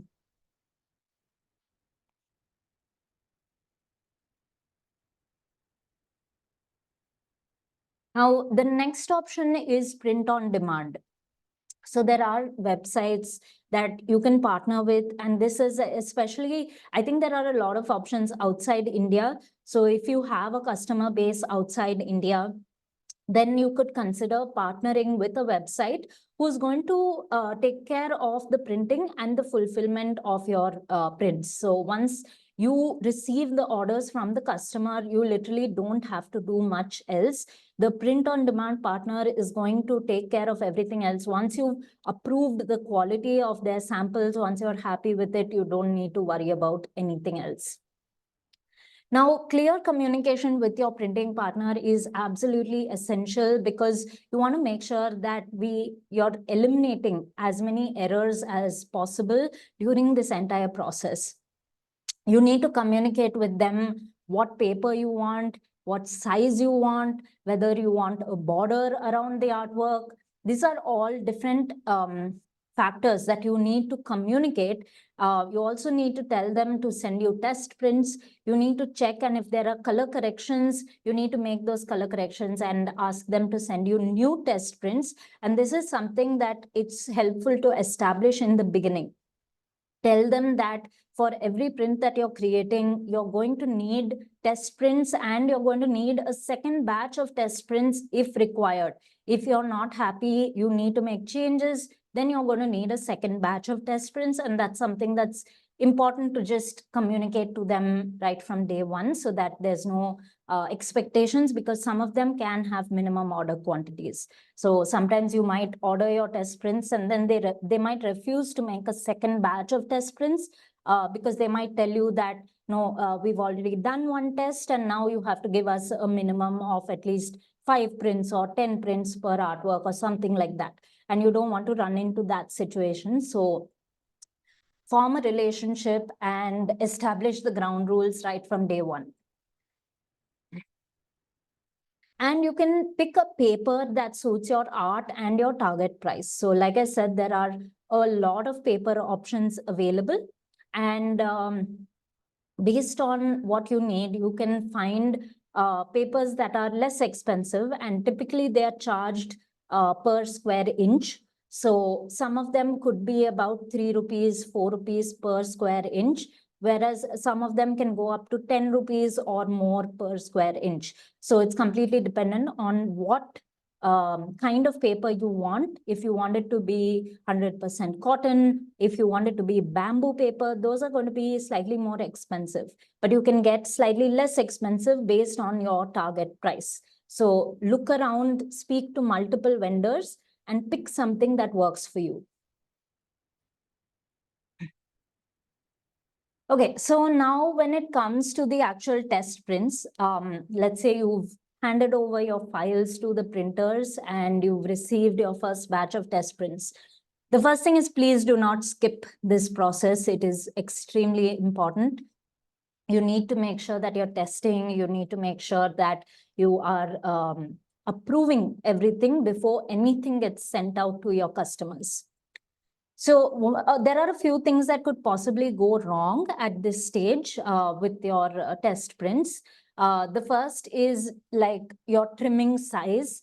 So I have a few here to show you where I've actually had some errors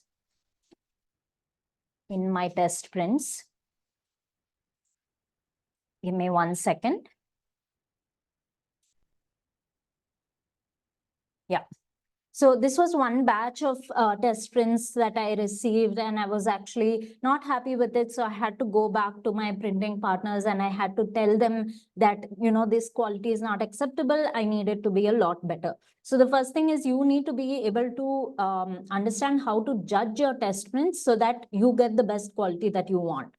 So one thing was, if you notice here, there's a slight black line around the edge of this. Let me actually turn off the screen share for a second so that.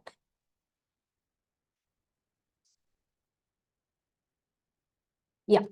So yeah, you can see this black line here, right? So this was an issue with the trimming. So they didn't trim it to the perfect size, which is why this black line is still visible here. This should have been trimmed to that point so that we didn't have this. And the second thing is that black line there is actually an ink. So that ink was causing some bleed around the edge, and some of that black was coming into the artwork also. So that was obviously a very large problem, and there were about 4 or 5 prints that had this problem. So it was an immediate reject from my side. And another common issue that you can face is banding. So banding is when you see these kind of print lines, which you might have seen from home printers. Sometimes when your home printer is low on ink, you'll see these lines forming across your print. Sometimes that can happen, and that's again a huge issue that you want to avoid. I have a picture of this on the presentation, so don't worry if you can't see it properly on the webcam, but I'll just show it to you close up.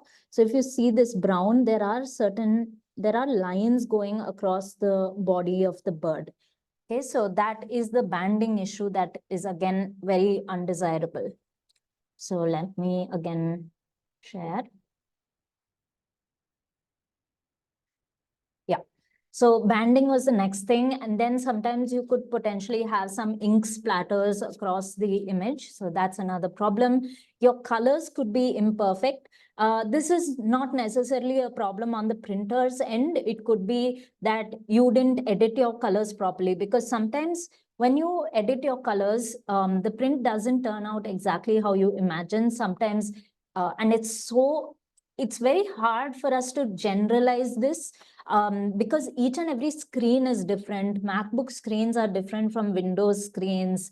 These Retina screens are different. And now Apple laptops even have this True Tone setting on them, which even iPhones have. I would highly recommend that when you're editing images of any kind, even photos, just turn off the True Tone on the Apple systems, because that will give you a more realistic representation of your colors. If you keep the True Tone on, it does some auto fixing of the color temperature, and it just doesn't give a realistic picture. So sometimes the print can be a lot warmer or a lot cooler than what you were expecting, and that's a problem. You want to at least get it as close as possible and then make small tweaks. So turn off True Tone or any equivalent on Windows systems, anything where it's doing adjustments to the color automatically. While you're editing, just make sure that's turned off.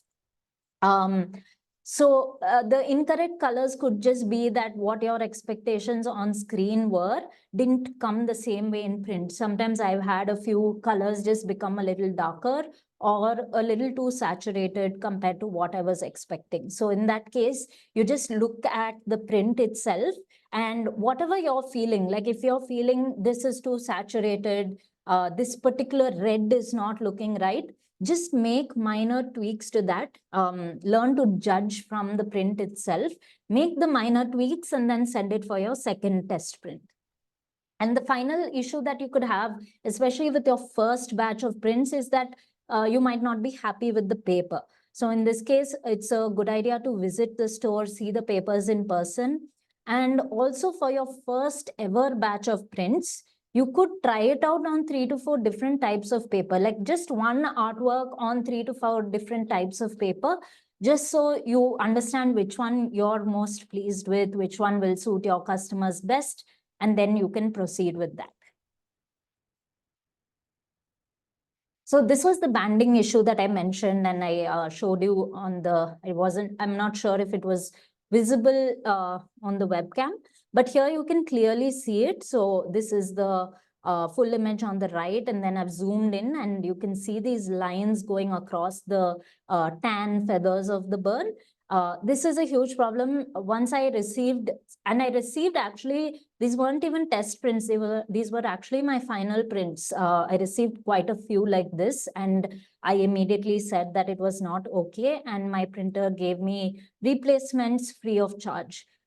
So just make sure you do that. And if this ever happens to you, don't worry about these prints going waste. You can always either use them for photo shoots, or you can do a second sale where you can inform customers that there are these defects on these prints, and you can give it at 50% off, and people might be willing to purchase it even though it has defects. If they just want something at a low cost, people will be willing to purchase.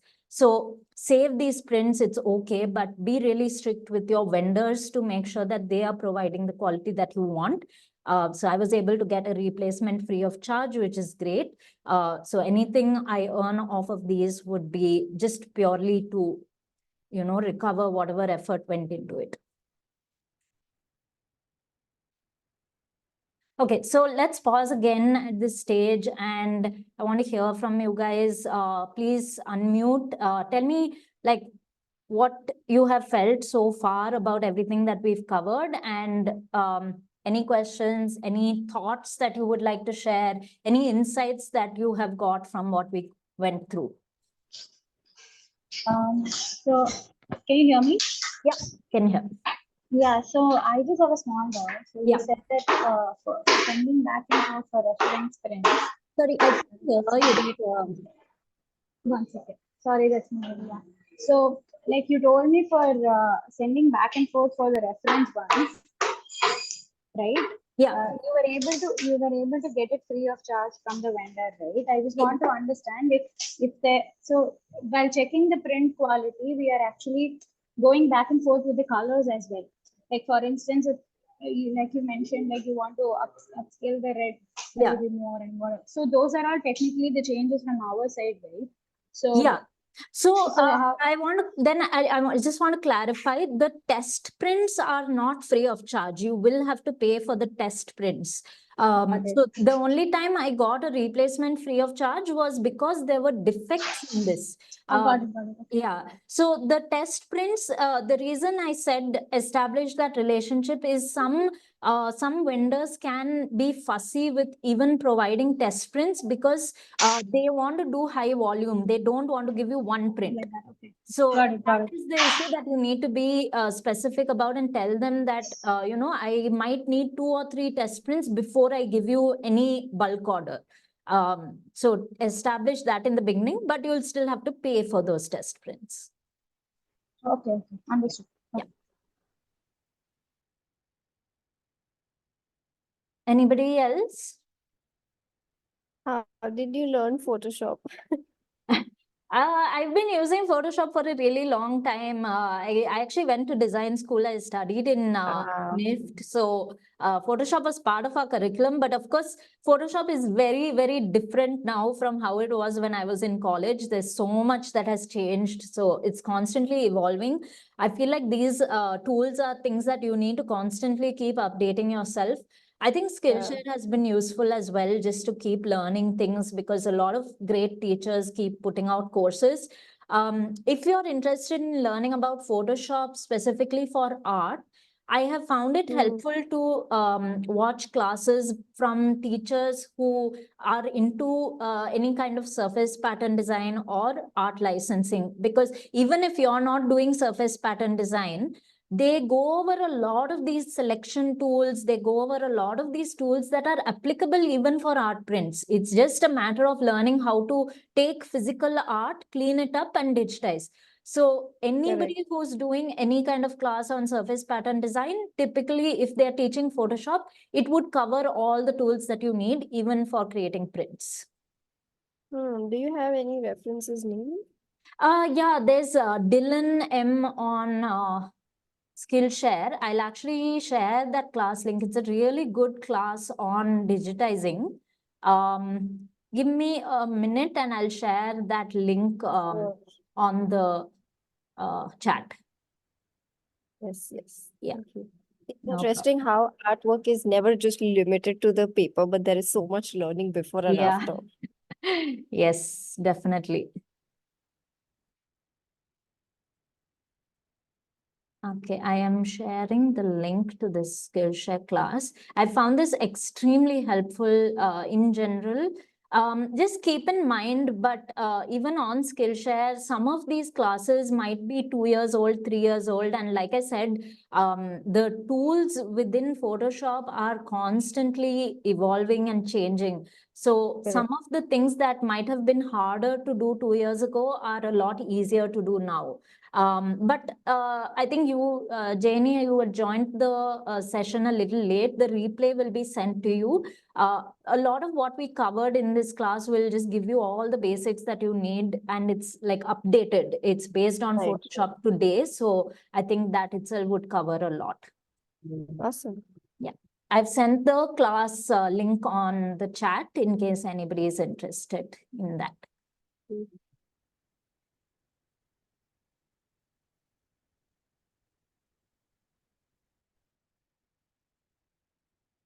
Okay, so now let's just go over the last section where we are just going to talk a little bit more about selling. But here again, I want some interaction from you guys. If you have you tried selling your artwork in the past? Have you tried selling prints in the past? And what are the main challenges you face with all of that? Because once I understand your challenges, I can tailor what I'm saying accordingly. And we can talk a little bit about social media and marketing.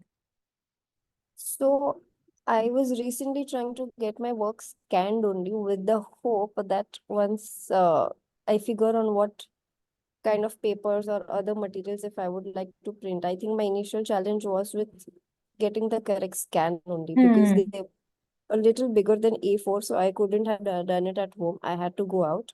Yeah. So the scanning quality itself is an issue, which you anyway correct. Yeah. I mean, I have faced a problem there, and then I didn't get to printing it only, but I do intend to try it. Got it.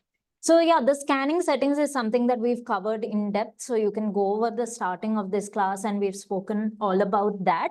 And definitely I think something to keep in mind, especially if you want to scan at home, this is not something we realize in the beginning. But the moment we actually want to scan, we're like, oh shit, why did I do that? But just if you want to scan at home, just make sure that you're keeping your artwork under A4. That's just make it a habit, unless you're painting like motifs. So like I have this where it's full of motifs. So this is larger. This is 12 by 12.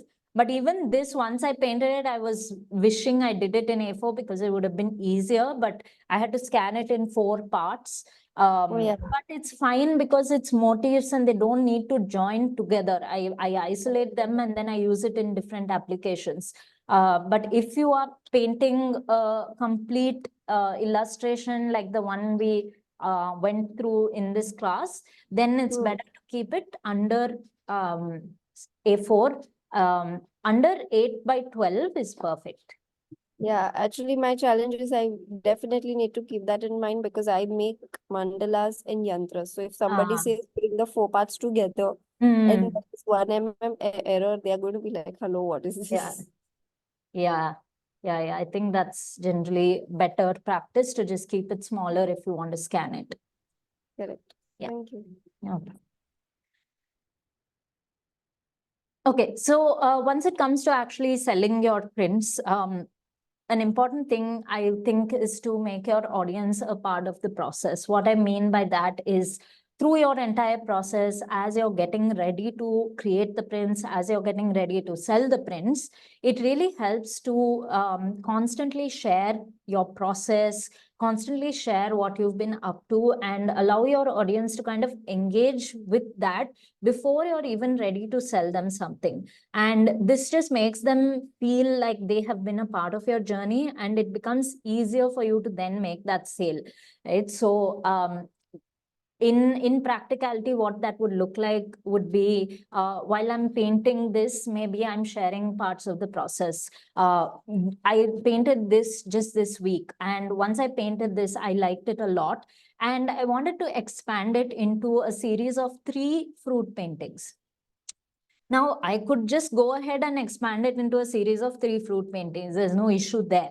But what I did at that stage, and this has become second nature because it's just something I do because I've become used to it now. I immediately clicked a photo of this and I put it on my Instagram stories, and I informed my audience that I want to expand this into 3 paintings. And I asked them what 2 fruits I should paint next. And I made a poll out of that. So firstly, this engages audience, which is good for your social media in general.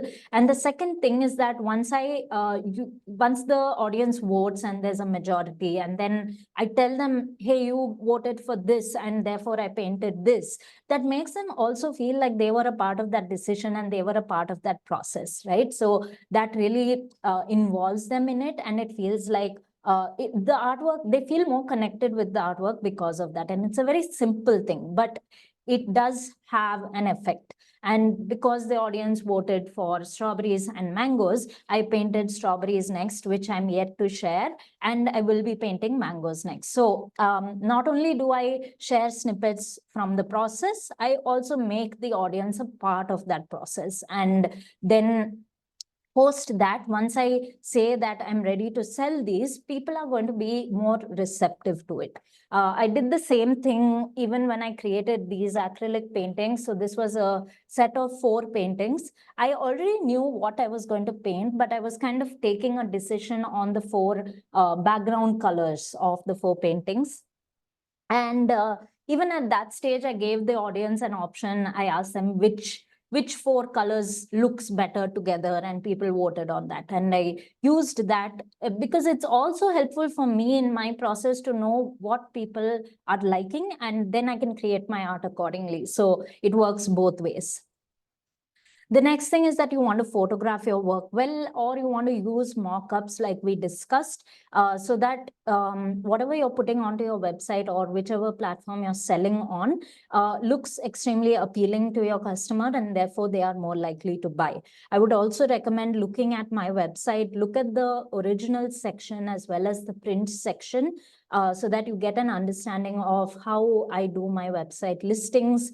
There's a lot of thought that goes into it. I also try to show as many images as possible and very high quality images.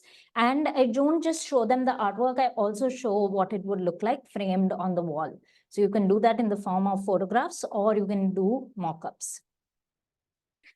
The next thing you can potentially do is you can give out a few prints to a few people who you identify in exchange for testimonials. That would be the sole purpose of doing that. If you feel that people may not buy from you because you're selling for the first time and there's not enough trust built up yet, it's useful to have a few good testimonials on your website. So if you just give out a few prints to people, it can even be friends and family. It doesn't have to be, paying customers as such. You just give out a few prints to friends and family, but ask them to give you an honest opinion of how they like the prints. And this is something I had done in the beginning as well. And people genuinely love the prints. And not just that, they also said that the prints look practically like originals, like they can't differentiate between the prints and originals. And having testimonials like that on the website really builds social proof. It really builds that trust when some random person comes to your website and they see that people have left comments saying that it looks like an original. Somebody is more likely to buy as compared to somebody who hasn't interacted with you and also comes to your website and doesn't see any feedback from other people.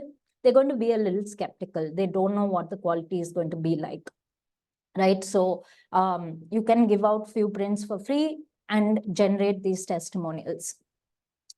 Use social media and email marketing and be consistent with whatever platforms you choose to work with to build up this relationship with your customers over time and expose your customers to things multiple times. So even over email, when you're building a print collection, you can show them the paintings. You can say, I'm developing these into prints. You can talk about your process. And then finally, once you're ready to sell the prints, you can tell them to go check it out. You can tell people on your email list that you will give them a special discount. All of these things are options that could work. So we are at the end of the session, and it's been lovely chatting with you about all of these things. I'll open it up for questions. If you have any questions about any part of the process, anything you'd like me to talk about in more depth, just let me know and we will discuss it. So even when you are doing your original prints, are you still working with a paper only, or do you use canvas or something else? You mean the prints, right? Not The originals. original ones. The original ones. So because I use gouache, I typically work on paper. Right. This acrylic painting which I've done is on wood board. So this one, I would not put it in the scanner. I would have to photograph it instead because it won't work in the scanner, and the scanner gives it some glare, stuff Right. like that. But if your canvas is small, you can even scan a canvas. With the canvas, you're going to have to be careful about how much texture is coming into your scan. You might need to smoothen that out a bit. I personally don't have experience with that. I know it's completely doable, but I can't give you too much of tips on smoothening out the canvas. But that's something you might need to do because otherwise you're going to get too much texture and noise into your print. And when you're working on paper, usually I prefer hot pressed because it's smooth and it gives you it doesn't bring any texture into the final thing. But if you want more texture, then you can do cold press. So the recent paintings, I did it on cold press because I wanted texture. No, so when you are selling your original prints, Yeah, you're using hot pressed papers, let's assume because you want a smoother finish. yeah. But will these original prints also kind of have the archival life that we are speaking of after printing? No, I don't understand what you mean by original prints. So, are you talking about originals or are you talking about Originals prints? only, the ones that you've painted. Let's say The if you are selling original them. painting. Painting, yes, yes. Yeah, so the original painting, you're asking if I sell this. Yeah. So I don't sell all of my originals. If I'm painting a collection for the purpose of selling, then I sell those. I've done that with only one collection last year. Otherwise, typically, like these things, I'm painting sheets of motifs, so I don't sell these as such. But of course, like if you're painting with high quality paints, it's going to have a good life and that's not going to be an issue. And you have to varnish it according to the medium that you're using. Yeah. So you have to varnish it and make sure that you are giving customers the full life of the. Right, Yeah. right. Because I was researching on the papers because Okay. sometimes if you have to give the original hand painted ones, Yeah, then it's So- better to use acid-free papers. If you're selling the originals, use acid-free papers, and based on the medium, pick a really good varnish, which is not going to give any yellow tinge over time. Correct. And with gouache, you need to be a little careful because on gouache, there are certain colors which are not as light fast as others. Certain colors which can dull out over time, which is one of the reasons why I don't sell too many gouache originals. If I'm selling originals, I have to be careful about what colors I'm using and the lifetime of those colors. And on gouache tubes, you'll be able to see the light fastness ratings, and the same applies to watercolors as well. Oh, okay. I Yeah. didn't know this. Interesting. Yeah, Okay. yeah. Thanks. No problem.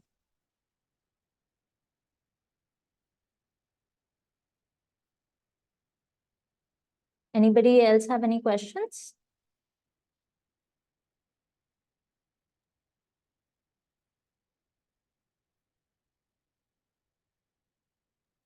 Unfortunately, I missed the first half, so No problem. So I will be sending you the replay anyway, so don't worry about that. Yeah.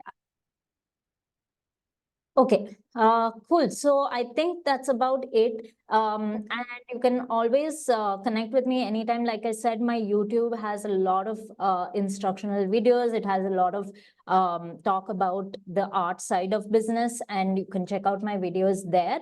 You can also connect with me on Instagram. I typically respond to all the messages that I get. It might take me some time to respond to certain messages, but I typically respond to everything.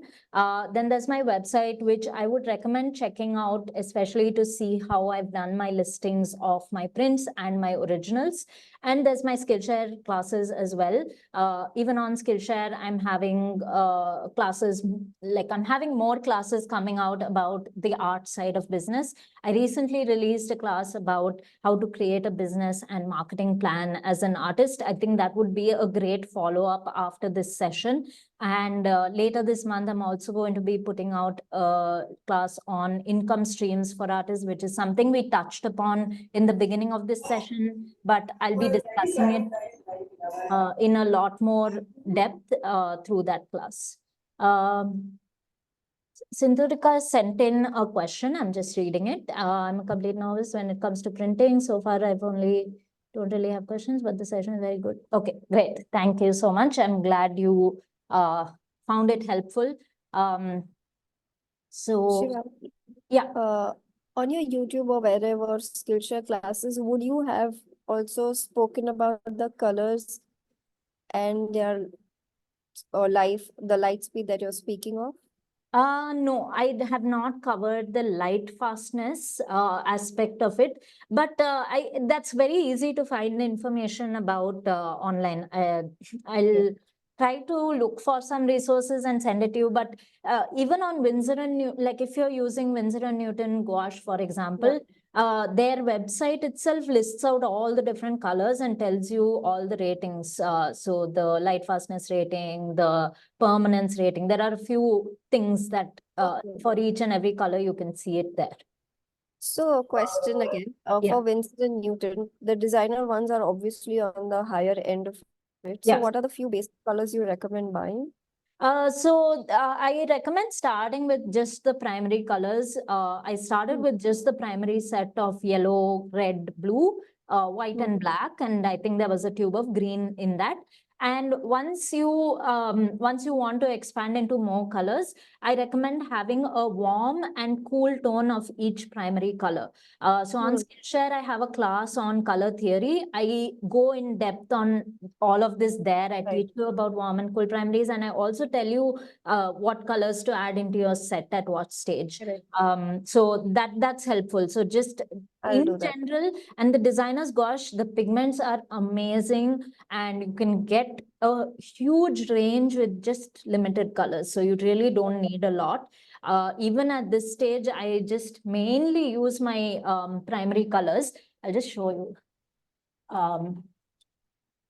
So as you can see here, I don't have, it's not a lot of colors. My palette isn't even full. And in fact, like some of these, I'm going to eliminate once I run out of the colors. I just bought a Wow. few things to try, but then I'll be eliminating them later. Like these 3 colors here are redundant. I only need one of them, stuff like that. So based on the range of colors that you need, you can choose what you want. And but you can start with just warm and cool primaries, white and black. Right, right. So it's also, I'm assuming that this boxes helped you save the life of the paints after you've emptied them from the tubes. Yeah. I just I keep mixing, like I have a medium, blending medium, Winsor & Newton blending medium. So every few months I just add a few more drops of that into this, and that keeps it watery for longer or liquidy for longer. So that I have a YouTube video about all that, so you Okay, can check that out. right. Yeah. You can go to my YouTube page and search for palette, and there's a video where I'm filling out this palette, and I also talk about the blending medium. Okay, I'll do that. Yeah. So you've tried only Winsor & Newton, or have you explored other equally in the same range brands?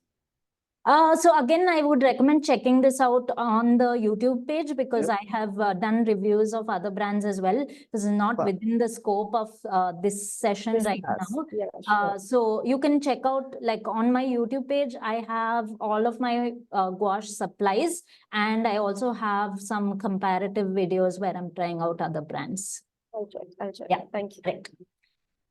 Yeah, Aparna, you have a question. Hi, can you hear me? Yeah. So I just want, like you were talking about the painting gets slide down once you sell, well, you sell the originals, right? So I Yeah. want to understand about, I know it's little deviating from the actual topic, but since you brought that up, I want to know about for watercolors. Yeah. You cannot get it into a canvas, so it got to be either a handmade paper, or it Yeah. has to be on a watercolor paper. I just want to understand, it's just to be framed, and is there any, because I cannot relate to anything as in even during art school, that's something that like a varnish that we could protect a watercolor with. So is there any Yeah. tips that you think you have to sell the originals of a watercolor? Yeah, so with watercolor, actually, there are a few varnish options. I have never varnished watercolor myself, so keep that in mind. But I do know that the varnish that I use for gouache works great for watercolor as well. And that is the, I don't know if it's here. Yeah, the Dorland's Wax Medium. I'll just type it out in the chat as well, in case anybody wants. Yeah. 1 second.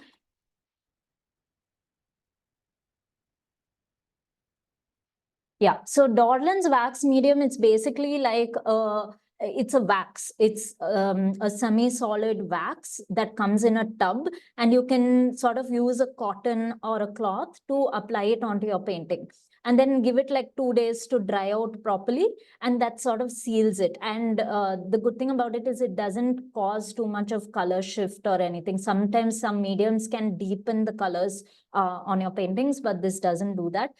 So that's a great option. And there's a video on my YouTube channel also where I show how to use it. So you can check that out. Oh, perfect. Thank Yeah. you. Problem. Okay.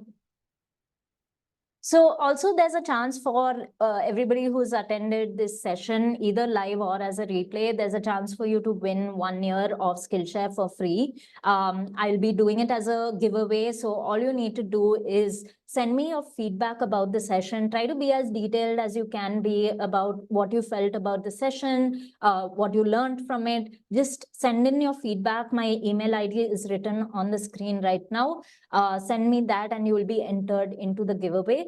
Just make sure you send the feedback within the next 3 days. So that would be by 15th of May, end of day. So as many replies as I get by then, everybody who replies will be entered into a chance to win 1 year free of Skillshare. And by the end of next week, I will send you an email if you have won. So thank you all so much for being here today. It's been wonderful to be with you. I hope I was able to answer all of your questions.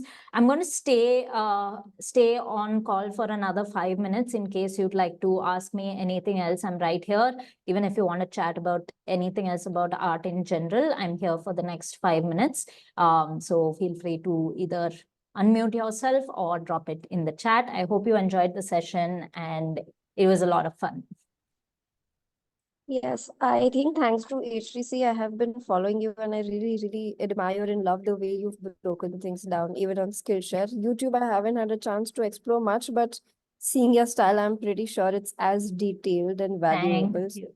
Thank you so Pretty much. admirable. Thank you. And I really wonder, like, as an artist, I mean, the general notion is everybody's like, oh, who makes it as a living artist, you know? Given the Yeah. fact today's date, only getting everything is so expensive, blah, blah, blah. Yeah. How to sustain? Yeah, I mean, And our that's, water I think supplies are really it's, expensive. it's a common misconception, I think, and the importance is to, it's super important to think of yourself as a business and take yourself seriously as an artist. That's, I think, the mistake that a lot of beginners don't make is that they don't know how to think of themselves as a business and as a business person. And once you shift into that mindset, and you really think about it properly, structure your business, have certain goals for yourself, it's completely possible to achieve whatever you want to achieve. And that's what, like I was saying, my most recent Skillshare class, I'm talking in depth about this. So I think everybody should check that out, and also stay tuned for the next class, which is like a follow-up from that one. Right. Yeah. As an artist, I'm sure, you know, we always have that side of doing what we really feel like or are inspired. And of course, we do that as well. But Yeah. like you said, a lot of times you are also seeing what your clients are interested in, what attracts their audience. Yeah. And I feel there is a fine chance in getting a way to please your audience, Yeah. where you might not indulge in your personal interest so much. How do you balance that? Yeah, I think that's a very good question. And so I think it's useful to take audience feedback with very specific things, right? So you can't go super broad as an artist. We're not building like a software product or something where we are looking to solve certain pain points of a customer in that sense. What we are looking to do is create beauty that our customers would want to put into their homes. When it comes to the art side of things, I'm not talking about other aspects of monetization like courses. Over there, you might need to think more about the exact needs of your customers and how you cater to that. But when it comes to the art itself, I think you need to be specific about what level of feedback you're taking in and what level of feedback you are being influenced by. Because I don't think that your style should be influenced by your audience. So that's not something that you should ever allow to happen. Your style has to completely come from you, because if you allow anybody else to influence your style, then it's very easy for you to burn out. You will run out of ideas very soon because it's not 100% your own. Whereas if you are creating something that's 100% your own, you're not going to run out of anything. So like I said, with this one, I painted something that I wanted to paint, and then I gave options to the audience based on options also that I wanted to paint. I would have been happy with any of those options, but I would like to know which one will resonate more with you, right? So I am sort of filtering what I'm asking firstly. I'm not just asking like a wide question where you can answer absolutely anything and I will paint absolutely anything that you say. Yeah. That's not what's happening. So I think that's how you kind of draw that line of I want answers within this narrow thing that I'm still comfortable with. So I hope that makes sense. answers. Yeah, Thanks. no problem. Great. Okay, so if there isn't anything else, I will end the session here.